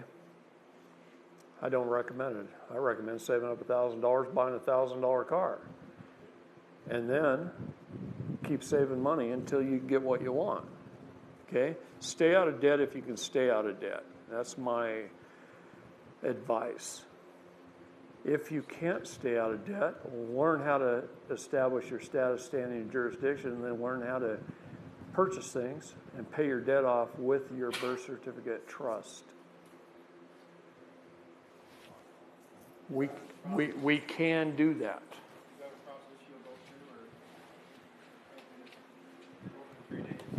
Yes, but it's kind of hit or miss right now.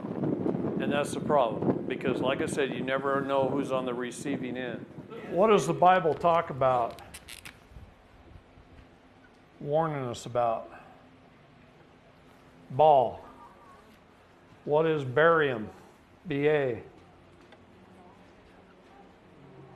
What is aluminum? AL, periodic table of the elements, is ball. I owned a hydroponic manufacturing company. We built all of our hydroponics out of aluminum. I had companies calling us saying, hey, can we buy all your scrap aluminum? Well, yeah, sure. Where do you want it shipped to? Oh, we want it shipped to the airport in Portland. What are you going to be doing with it? Oh, we grind it into powder. We spray it back on you. I said, no, I'm not selling it to you. Barium and aluminum, ball. It's talked about in the Bible. DCFS. Okay, the first thing they do when they come to your house is they want to come in and see it. Well, you're just opening the door and letting them in. That is consent. They're a private for-profit corporation. You don't know your enemy. You think they're government. They might even show up with a police, a policy enforcement agent. They wrote their own policy. I'm working on a case out of Florida for a church. The FDA is coming after them. Pull up an article, I found out the FDA has 1,892 policies that were created by just an employee. She can't create policy. Somebody appointed to the position by Congress or the president can create policy. An employee can't. That's 1,890 policies that this woman created over a 30-year period that they're treating as law. And she had no authority to create those policies. Every agent of our government does that. DCFS. What set up that agency? You have to know your enemy, know who they are. What set up that agency? Title IV, Social Security, Title IV.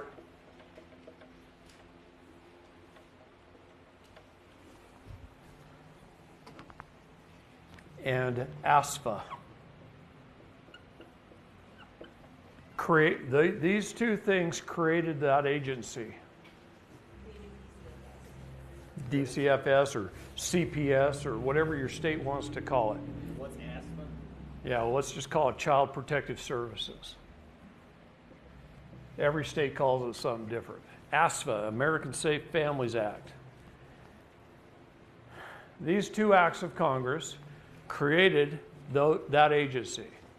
In both acts of Congress, it says that they cannot take a child away from a parent unless the parent gave their consent or the parent has been tried and found guilty by proper due process of law of a felony. And if they take a child from a parent, they must search for a relative to place it with first.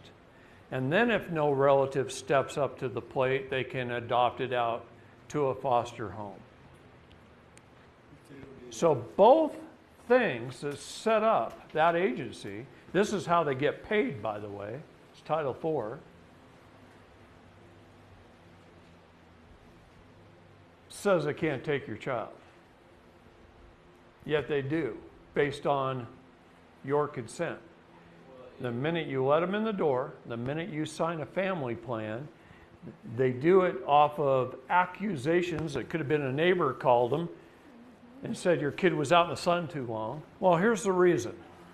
CPS is a private for-profit agency. Every child is worth, and this is going to kill you,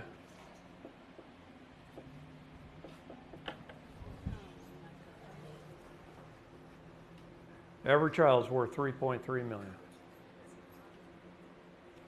They pull $1.5 million from the father's Sesta Trust. They pull $1.5 million from the mother's Sesta Trust.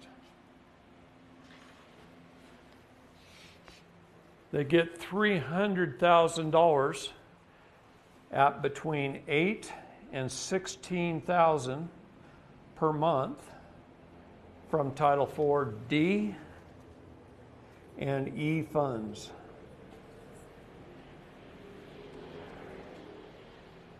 If they adopt them out, the United States government pays them a $40,000 bonus. Now, here's the part that makes me just want to grab arms and go, is that the CPS agent themselves, depending on how many children per month they remove, they get bonuses. How come they always look like they're on welfare? They get bonuses. You can't even believe how mad that makes me. Is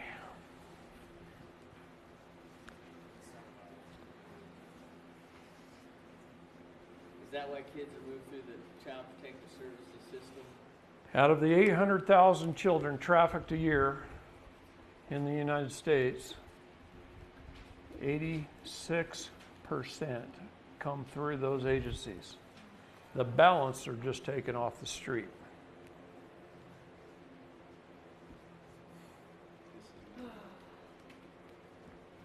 86%. How can they just disappear? Don't the mothers? You want me to tell you? Yeah. Okay, I'll tell you. All right, their policies state this. First of all, they take your kid. Let's just say you had an accusation. They show up with a cop, they take your kid, they have you sign a family plan. That family plan says you'll do this and you'll do this and you'll do this. It could be drug testing, psychological evaluations, bond, on whatever. Okay? All these services that they will provide. Every time they get you to do a service, they get to bill Title IV for those services. They spend 18 to 24 months making you do services, telling you that if you do these services, you'll get your kid back. Bullshit. Their goal, it is not in their financial best interest to return your child to you. I'm telling you right now. You know how many parents I get phone calls from that say they did everything they were told to do, that they went above and beyond, that they did 110%, and they don't know why they're not giving their kid back? And last week they terminated my parental rights. What do? You don't comply. That's what you do.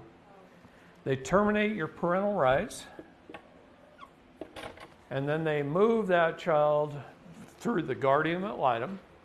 Usually there's one, and I hate to say this, but there's one pretty female attorney in her late 40s. I don't know why this is, but I've investigated child and sex trafficking for many years. All over this country, I can name names of pretty female attorneys in their 40s who are like the priestess who facilitates the trafficking, and they always are a guardian ad litem, and they move them from one foster care to another, and pretty soon they're deleted out of their system, and they don't never end up in the next foster care, and they're gone. My job here today is to piss you off. Really. Because if I don't piss people off, they won't get up off their couch and do anything about it. You have to understand the process, and then you have to go after them on attack. You have to go on the offense. As long as you're playing defense and you're jumping through their hoops, you're never going to get that kid back. When you finally say you're at your wit's end, this is why they do this. This is why they string you out so long, make you jump through these hoops. They want you to give up as soon as possible. I cannot even believe my country has stooped this low. You know what the turnover rate in Child Protective Services is for an employee? I had the head person from CPS out of Arizona call me on the phone. Said, David, you know what you're doing to us? I cannot hire people fast enough. We're training 16 CPS workers a day in Arizona because they're all quitting because of you. We took them from 40,000 children a year to 7,700 a year being trafficked in Arizona. And I just got the figures for last month. It was 577 kids went missing in the system. No, this isn't what was taken. System. This went missing in the system last month. They don't know where they are. In a month. I cried when I got that yesterday. But I get those reports from all the states. What's And that was just Arizona. Pizzagate in 2016 and all the media shut it down. And then we've got now Epstein Island. Well, I know Q is. You know what Q is? Yep. Most people don't. See, there's Qs and there's QAnons. Yep. QAnons are trying to figure out the Q codes. Yeah. They're doing a good job of being a news media. Q tells the news, and they interpret it and try and get it out there. They don't always get it right, but we love them. Q is led by the President of the United States, and it's all our groups of military intelligence with the DOD. It's also another agency as well. Out of Virginia. Well, that's where all the military intelligence are, pretty much. I was told And yes, that, out of Virginia. I was told that Most of the QAnons don't even know who Q is. Q is a group of people. If you took a circle and you built the Great Wall of China right down through the middle of it, you could write the name of every organization on earth in that circle. You could write the military, any branch of it. You could write the DOD itself. You could write the White House, the administrative branch, the judicial branch. You could write the CIA in there. You could write the Mormon church, the Catholic church, the Protestant church, the Baptist church. You could write any organization on earth in there. You could write Google and Apple and Verizon. No, they're over here. All but Black hats, white hats. what I'm saying, yeah, there's black hats and white hats. There's good and bad. There's Within righteousness and evil. Okay? All right. Now, in saying that, in this whole child trafficking stuff, I was turning in evidence to General Valley and then Milley and others. I work with Special Operations Command. I work with Coronado. And turning in this evidence. And then wow, some stuff I'm turning in gets dealt with. And some stuff is like I threw it into a trash can or into the black hole. So we had to figure out which side of the fence they were on. Am I handing the information to the bad guys? Yeah, I was for a while. Some of it was getting handed to the bad guys.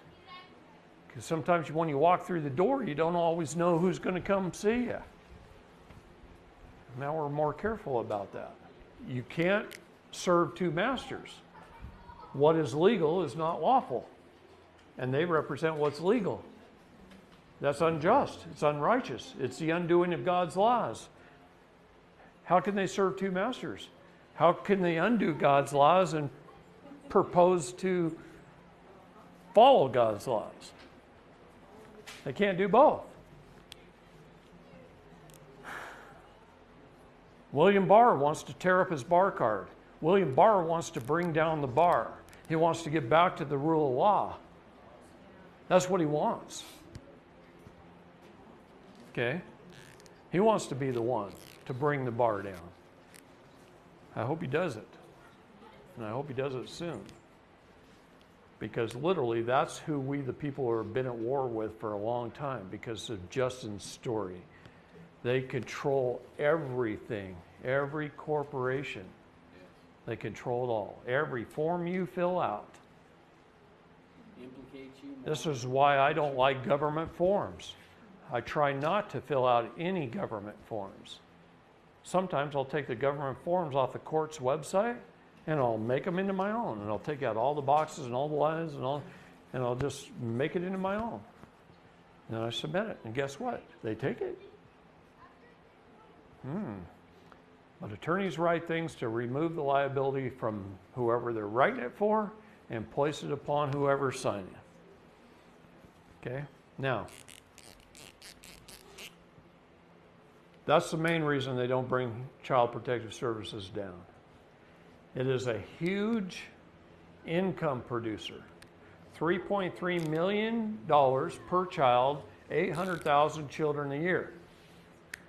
That's just the ones that are trafficked. Everything evil mirrors everything that's righteousness. Yes. So whatever they're committing, the evil, or doing, they try and mirror that back upon the innocent. Yes. So it's not them, it's you doing it. And then they look I know like of they're the right. I know of 2 police officers right here in Utah that are sitting in jail for molesting their own children, and they didn't molest their children. I guarantee they are innocent and didn't do it. But because they ran into a satanic cult and they started to bringing it out and turning it in to the wrong people, they got charged. And they're in jail right now. And they were just young cops who didn't know any better. All they did when the time they were little was wanted to grow up and serve and protect the people. And then they got into it and found out how evil it truly was. And then they started speaking out about it. And then they were persecuted. They persecute the righteous. And that's, Let's look at some current events. Look at Beirut, Lebanon. Right. I call that. Okay. What happened there? Does anybody know exactly what happened there? In Lebanon, in Beirut. A bomb. Yeah, it was a targeted attack with advanced technology that we're not supposed to have yet. No, it wasn't. Okay, tell us. But you're close. So I knew something. Okay. People think, what did they report? What did the news report? Fireworks. Yeah. Fireworks plant caught on fire too close to a fertilizer storage plant. Well, no, they had 2,700 tons of ammonium nitrate. Okay. All right. That's what they claim. Yeah. Okay. The bullshit meter's really deep on that one. What happened is, this. I believe Melissa said it's targeted attack. There was tunnels under that sucker.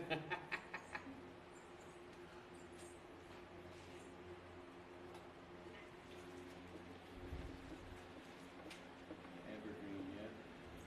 Hillary Rodham Clinton on Evergreen's a shipping company. Hillary Rodham Clinton. See, when we remove the politics, the right, the left, and we start to look at the Right. evil, George Bush was evil, Hillary Rodham Clinton's evil, Obama's evil, you start to really recognize that these are big corporations doing some very, very, very evil stuff. I'm not going to write the name down here.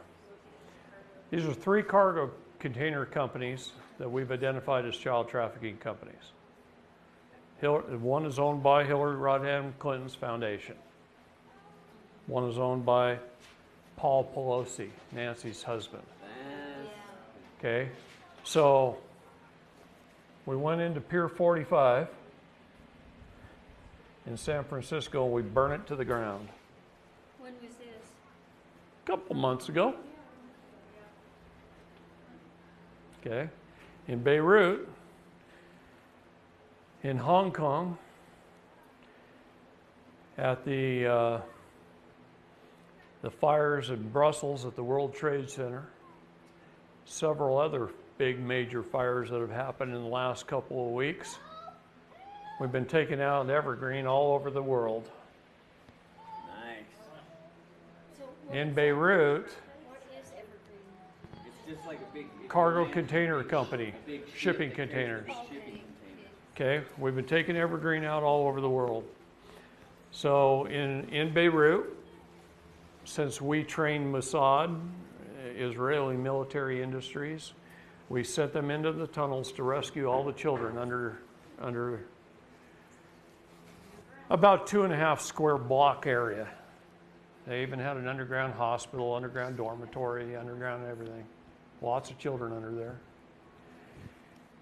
And we sent them in, and they came out, and they lit the place on fire, and that's why you saw smoke long before the missiles hit. It was on fire. It's pretty hard to burn down concrete and steel. It's real hard to burn it. So anyway, they spread some stuff around in there, and they lit it on fire to cause a smoke screen. Because if you remember how that sat, you had that kind of island, and you had 3 buildings like this, and then you had a big glass building like this, and most of town is over here. This building was designed to stop the blast, right? What's that? Are they silos? Grain silos? No, these are concrete They're structures. structures. Okay, they're filled with evergreen shipping containers, and underneath is child trafficking tunnels all over underneath. I knew that. They'll lead clear into the city, mainly led into this building, so the trucks can back up over here and pick them up. Okay? So they went in there, they rescued the kids, they set the building on fire, And then and then our military estimates engineering. Depending on the width of the concrete wall, how much steel reinforcement rebar they think is inside the wall, how many shipping containers around the outside of the wall, they try and estimate what size bomb to throw in there to take that out. They don't care if this building hits, they're trafficking them out of that building too. So they didn't care if that one blew up either. But this is what they were after. So they estimated what size bomb. And they happened to, in this case, use a Moab.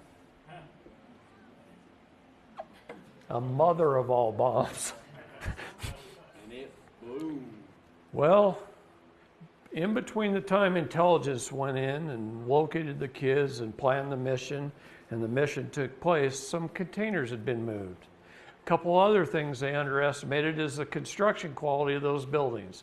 Over in the Middle East, not always is a building built up to our standards. So it had a little less rebar, a little wider spaced, a little more porous concrete. And so when that bomb went in, it blew a little bit harder than they expected it to.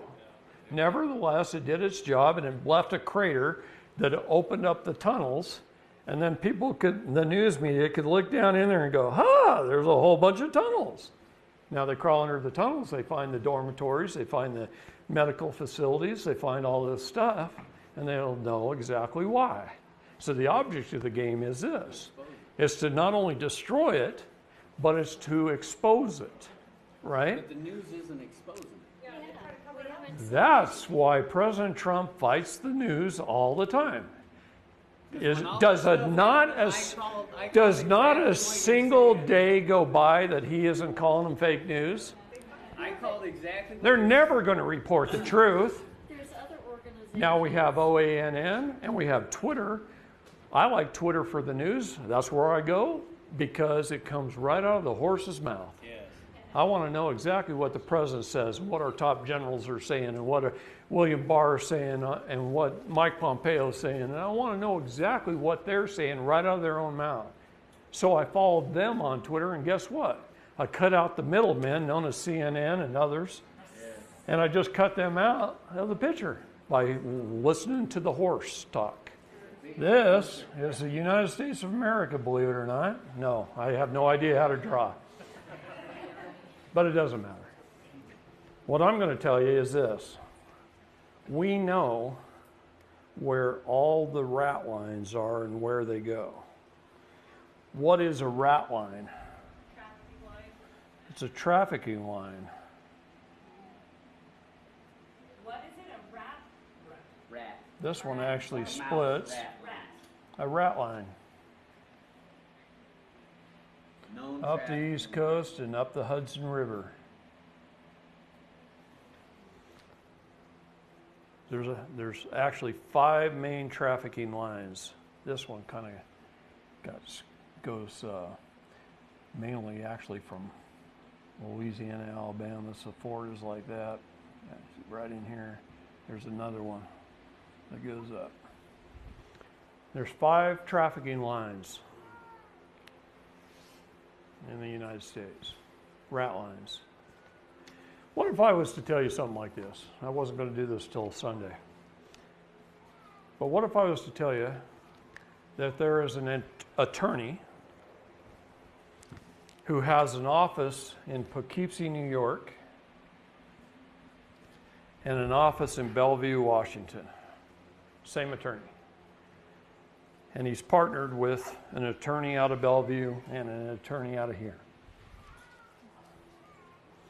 And what if I told you that out of this office, he created over 100 corporations to traffic children? I'm talking about entertainment companies that take pictures, lodging companies, short and long distance trucking companies, even an airline that's stationed at Boeing Field, offering companies. You have to have all elements of trafficking. So you have to have transportation, logistics, offerings, okay? 5x5 entertainment, Wild Child Entertainment. Corporations like that, he's set up. What if I told you he set them up under mostly aliases names, but we have the real names too? What if I told you he set them up for people who are police officers, county commissioners, and judges? I'd believe it. Okay? I read Franklin Cover Up.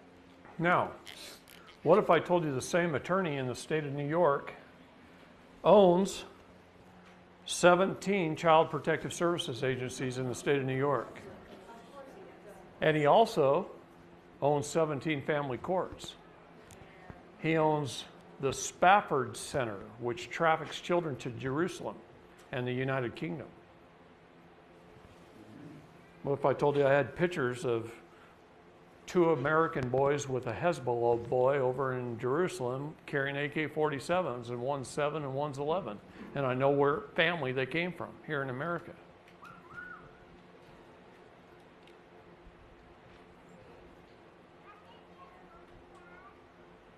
What if I told you in 1983 he bought a company from William Casey's law firm? The DOD guy is going to start scribbling here when I mention names. I'm serious. William Casey. Who was William Casey? He was the head of the OSS before it became the CIA. He was our first CIA director, and then he ran the SEC. Securities and Exchange Commission? Yes. And helped They're stacked deep. helped set up our whole birth certificate fraud thing. He also started the Spafford Center under a different name back in the 30s. And he died in 1975. And in 1983, this attorney bought it from Casey's law firm. It's a corporation sole. Does anybody know what a corporation sole is? It's a corporation that started so old that is grandfathered into under all laws. It's a powerful corporation. A corporation sole. It was owned by William Casey. Wasn't Casey murdered? Or no? I wish he was. Anyway, and he can take children out of New York City or any other county that he has one of his 17 agencies. He can show up at your house with a cop, kick in your door, his CPS agents take a kid, jump you through a bunch of parental hoops, terminate your parental rights through his own judges and his own guardian ad litems and his own, and he's licensed by the state to do business. He's protected under the commerce laws. He's sanctioned by the state. When you run his name of his family services companies on Google, they come up higher than the actual state of New York's family services in the search engines. So if you're going to turn somebody into CPS and you Google it, good chance you're turning it into a guy who set up hundreds of pedophile companies. Because they do protect each other. Now, what do you think about that? Makes you want to stop being a teacher and grab a firearm and go start killing heads, right? This is how I feel about it, because I keep gathering the evidence, keep turning it in. What if I told you I tie that man in as the head of the tree, and evidence branching off him is what put Weinstein and Epstein in jail?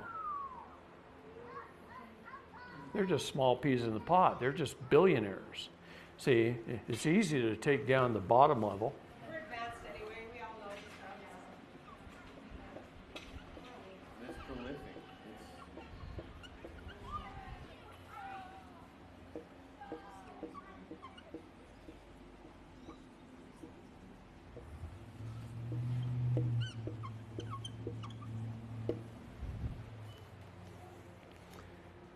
These are the 4 types of people we have in this country. We have the sheep. They go about their daily lives. They don't know anything. We got the sheepdogs. That's the ones that stand and try and protect the sheep from the wolves. And we got the wolves. And then we have the vamps. Okay? These guys are Illuminati.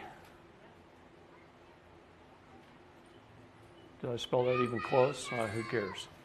Who cares how I spelled it? Illuminati. They drink the blood of children. They live off adrenochrome. How many people use Google?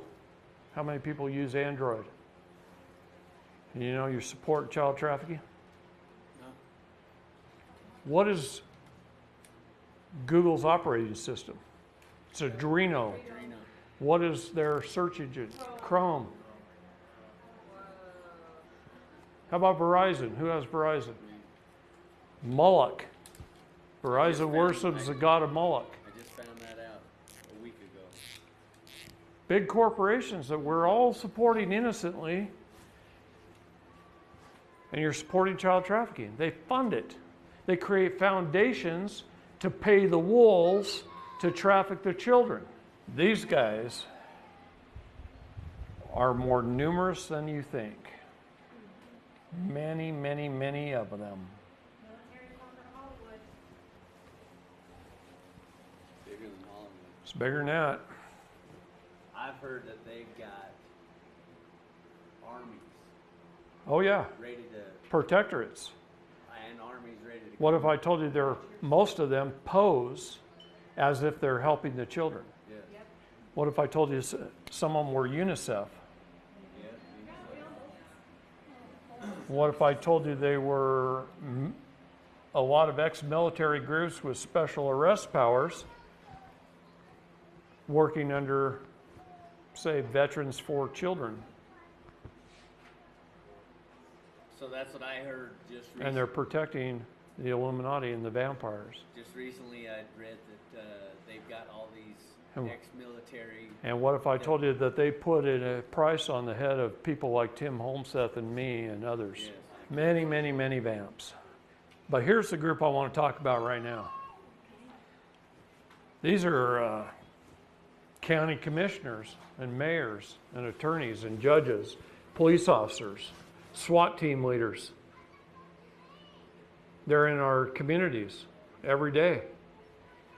And they're running legal businesses on the side. What if I tell you I know a SWAT team leader in California who, when he was in the United States Army stationed in Washington, that the attorney that I was telling you about formed 3 corporations just for him under an alias name.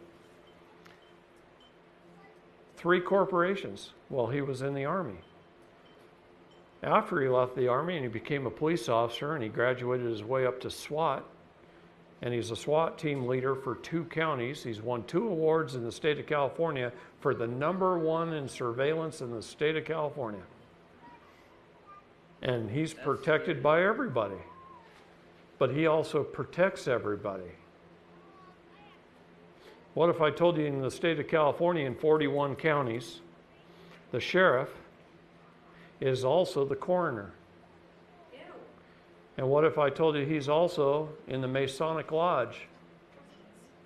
And sometimes the sheriff's office, the Masonic Lodge, and the coroner's office is all in the same building. Look at Placerville, look at Auburn. There's two cities right there. They're in the same building. So he could shoot you, write the report, cremate your body, bury it, cover it up, and he can do it on the behalf of a judge who told him to. So I got a question. It's a perfect storm. There's nobody to answer to. But remember, you can draw any circle, build the Great Wall of China in it. You can write a name of an organization in it. Yes. I don't care if it's the Masons, the Shriners, or what it is. Okay? And half of them have no idea what's going on, and they're good, honest, righteous people. A lot of builders are Masons. Okay? But until they reach those upper levels, it's like this. On the back of a $1 bill, you'll see this symbol. This is the Pindar. This is the Council of the 13. This is the Council of 300. You can write the name of every organization on earth, and when it hits this level and it goes up into here, it's controlled. This is all controlled by the Illuminati, by the Pindar, ultimately by the Pindar. You have to understand these things, Yes. how they work, so that you're not blaming every Mason. You're not blaming every one in every organization. It's like when I was turning in the evidence. I was turning in, and sometimes I'd get one person, sometimes I'd get another, and I found out one's righteous and one's evil. You find that out over time. It's been bothering me ever since. So, anyway, the wolves. The wolves are the ones that set up legal corporations to traffic children. And they're protected by the state. Anybody can bait a pedophile.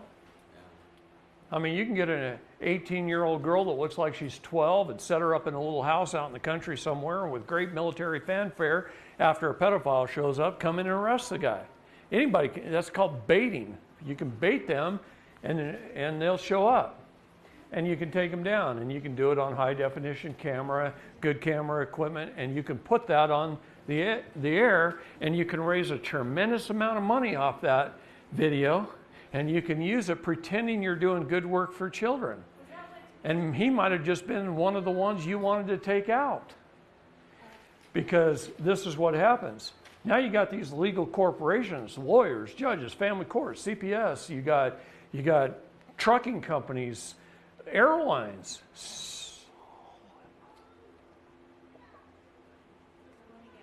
Solomar Airways, based out of Boeing Field, was set up by J. Scott Greer, the attorney I was telling you about, in New York and Bellevue. A legal airline, but it flies cargo. Evergreen, a legal corporation. The state can't interfere in commerce. Title 15, it protects them just as well as it was. I was telling you how to protect yourself. Yeah. So they can't. You think I learned this just by... The state can't step in and do anything about it. No. No, they set up legal corporations to do this. And they do it under a nameless name. So let's just say they set up a short distance trucking company, and you see a bunch of these little 20-foot trucks with the roll-up doors, right? For local, right? Usually they always have an anesthesiologist or a dentist or a veterinarian or somebody who could drug the kids so that it's quiet in the back of the truck. But let's say they didn't give them enough drugs and the kids are yelling and screaming. They come up to a stoplight next to a cop car. And the cop car hears all the screaming kids from the back of this truck. He pulls the truck over. Well, what the attorney did is he goes in and he sets up 4 or 5 of those companies. And they do something like this: JRE1, JRE2, JRE5, JRE7, JRE9. And they set up all these trucking companies, but they only use one at a time. So a truck gets caught, Then it switches to the next one. the driver's the fall guy, he goes to jail. They just changed the magnetic sign on the door to JRE2. Does the driver even know? Sometimes not, if they drugged them well enough. A lot of times the driver's sitting in their truck, the car goes low in the back, they hit the side of the car, go ahead, take it to this location. But he becomes a patsy when the cop stops him, and he goes to jail having a couple of kids in the back, and they just do it again, and do it again, and do it again. And then their long distance trucking company is based out of Missouri, operates on all coasts. Different, yeah. Whole different company. They set up logistics companies, and some lady sitting at a desk lining up the loads. She's just getting calls from people telling them, I need a load picked up here and dropped off here. She's just organizing it all. She's a logistics company. She's a She may not even know what the hell she's She's a compartmentalized legal idiot set up by the vampires. So does she know or not? No? Maybe not. She's just moving freight. That's all she's doing. Yeah. So there are a whole bunch of legal corporations under the wolves, protected by the United States Code. They can't interfere in commerce. They're CPS agents. So how do we shut them down? They're family courts. How do you shut them down? You have to prove all elements of child trafficking. This is why I love our president right here. If for no other reason, here's why I love him. He made child and sex trafficking an international crime, so it falls under the UCMJ instead of the DOJ.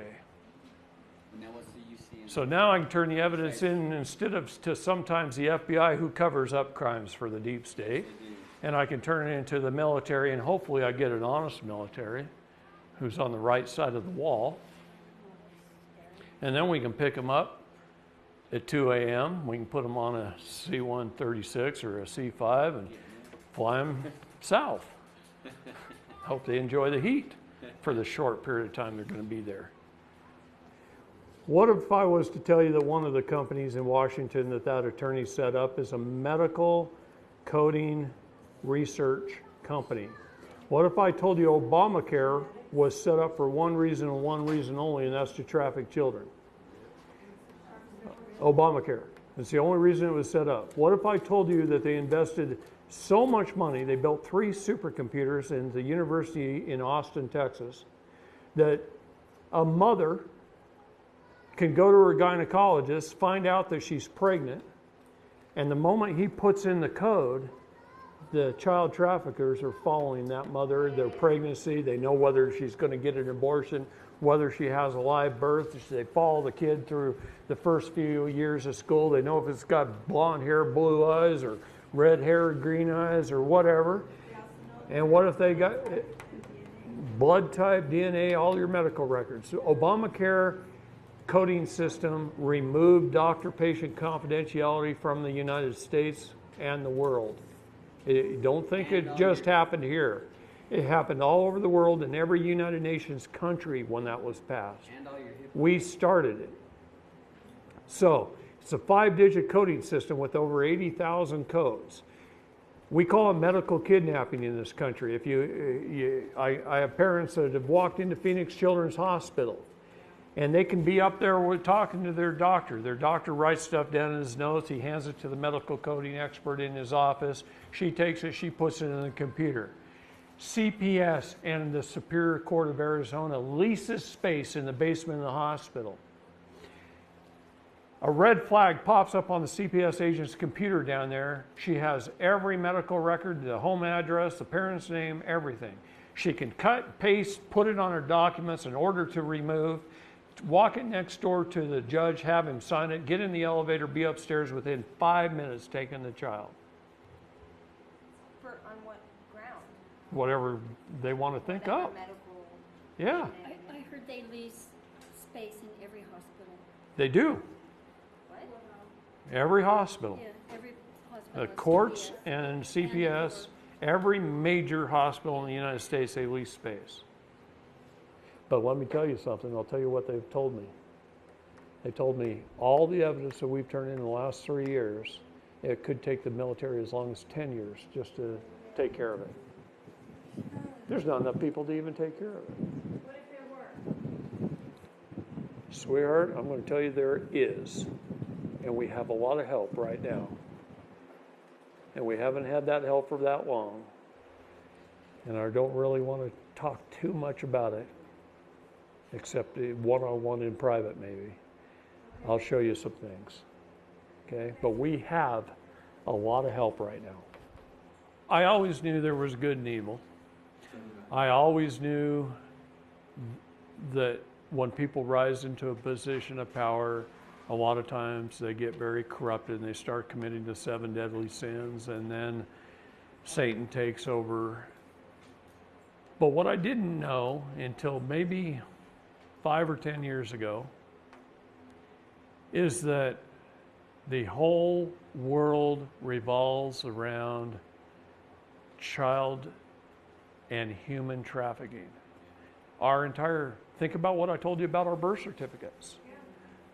We're being bought and sold legally to fund governments all over the world. This is why they can afford to be so bloated, to have agencies. They're only supposed to provide us with 19 essential governmental services and no more. They're providing us with 6,000 and forcing us at gunpoint to pay for it. But they're also using our trafficked selves, our trusts, to fund that. Here's one thing about good and evil, both. They both have to disclose ahead of time. That's the universal nature of law. They have to disclose it. And it's been disclosed for a long time. But we just never noticed. We don't pay attention. That's right. That we didn't know what to No. look for. Plus, it's like a puzzle. Okay? Yeah. They throw away the box top, Yeah. and then they put one piece here and Yeah. one piece here and Right. one piece. And you got to figure out, gather up all the pieces, figure out what is a piece, gather up the pieces, and then you got to put it together to see the picture. All right, here's what's happening in China right now. I've been to China 3 times in the last 5 years, 6 years. I've traveled all over China by train, many of the major cities. They're some of the most wonderful people on the face of the planet. They love their families. They think it's a sin for their elderly to die in the hospital. They take care of their kids. They take care of their families. They use the spaces in between the freeways to grow gardens and farm pigs. They barter, they trade, they do many, many things right. And then you've got about 1 million people in the Chinese government who are communists and control a great deal of the money and all the military might. And this 1 million people are communists. There's about 500,000 Muslims, and then you've got all the rest of the people who stood up and declared the fact that they wanted to join the sovereign government of Mongolia. And so the Chinese government used their weather manipulation weapons, and they've been raining down on China and flooding China and all their buildings. They live up here, and this is commercial. So they're flooding out all their commercial. So the people are starving. Their restaurants are flooded. Their grocery stores are flooded. All their supplies, their toilet paper is non-existent. They're flooding all the cities with rain and storms. The ones that can't flood, they create lightning. Lightning's so powerful it splits buildings in half. That ain't natural. They're using all kinds of weather manipulation to genocide the people of China who are trying to gain their sovereignty. Most people don't. It's easy to manipulate the weather. How about sending us more? What if I told you off the coast of California, about 150 miles out, there's 5 shipping container ships. These ships are gigantic. 5 of them, tied end to end. And they have great big turbofans on them, about 15 feet and 20 feet in diameter. And they're aimed at our jet stream. And they can turn all those fans on and they can manipulate our jet stream and move it up. They can shove it up into Canada in the wintertime so it brings ice cold to the Northeast and the Great Lakes. They want heat. They can shove the jet stream down so it warms up over California and Arizona, and then it moves back up naturally and it cooks and causes tornadoes through Texas and Oklahoma and Tennessee, which creates hurricanes in the Gulf and Florida, Haiti. They can move the jet stream wherever they want. Deep state. Yeah. Yeah. Why aren't we torpedoing those boats, sinking them? Because they're private for-profit corporations protected by the state. We can't interfere in commerce, we can only regulate it. Has to be. I mean, be as dirty as they are. It's going to be up to us. It's going to come down to we the people. When we learn and we decide enough is enough. The part we have to understand when we do this is like kind versus like kind. So when you as a man or a woman go and try and sue a corporation, it never works. You have to sue them as your corporation to sue them, okay? When you go after a man, you go after him as a man. You can't go after as your corporation. So what they try and do, these attorneys aren't stupid. They try and break your veil. Say it's called breaking the veil, whether it's a veil of a trust, a corporate veil, or the veil of a man or a woman, the individual. They try and break your veil. So if you're not careful in your documents, if you're not careful in your words, if you're not careful in your words verbally as well as on paper, then you combine jurisdictions in the wrong way, you lose. And you don't know why you lose. You go, oh gosh, we did everything right, and somehow they just threw it out. Well, they throw things out on a technicality. One of the main reasons they throw things out is that you don't make your documents a court of record first. You take your document, you write it, you sign it, you go get it notarized, and you go file it. You skipped a step. You didn't record it. You didn't publish it. If you don't publish it, it's not a court of record. If it's a court of record, it's a settled matter. Then they throw it out, they're committing a felony. It's destruction of property. The problem is you need that county stamp on your document when it's recorded in the court. That shows the judge that it's been publicly published. So it's important to have that county recorder stamp on the top of your document when you place it in the court. Yeah, but you have to do a certified proof of service sheet. And I can give that to you. Show us that, because We will. We'll bring this up tomorrow. Okay. There's a reason this is a 3-day class. Today is wake you and shake you and hope you give you so much information you want to come back tomorrow. And we'll just keep learning. You guys keep asking questions, bring in things you need to work on. We'll keep learning. That's what it's all about. To learn as much as you can from me. You can use any county in the nation you want to. Some counties and some states charge hundreds of dollars to record documents. You can use Lamar County, Georgia for $10 a document, or Pima County, Arizona for $30 a document. I just FedEx it down there, give them the money in the money order, talk to the gals down there. So you always make 4 or 5 originals of your documents. Always. When you study the law, you're going to find out that your documents become a court of record when they're properly served, publicly published, and filed. That's the 3 requirements. And then they're a court of record. What does that mean? What does a court of record mean? It means they're on the record, that they're adjudicated. They're there. It's the truth. It's filed. So they can't just pull them out and remove them. Now they're permanent. That's a felony. The only time they can do that is if they completely close the case and wipe it off the face of the earth. And sometimes you can force them to do that. In Gina Nilsson's case here in Utah, we filed over 700 pages of documents. She had already been tried, found guilty by a jury before I met her. After I met her, we filed 700 pages of documents. She got held in contempt 3 times for 29 days each, went back to a hearing. The first time was to force her to try and have an attorney, and she said, no, he's fired for a cause of fraud and swindle and ineffective assistance of counsel, retroactive back to the very first second. That's how you fire an attorney, by the way.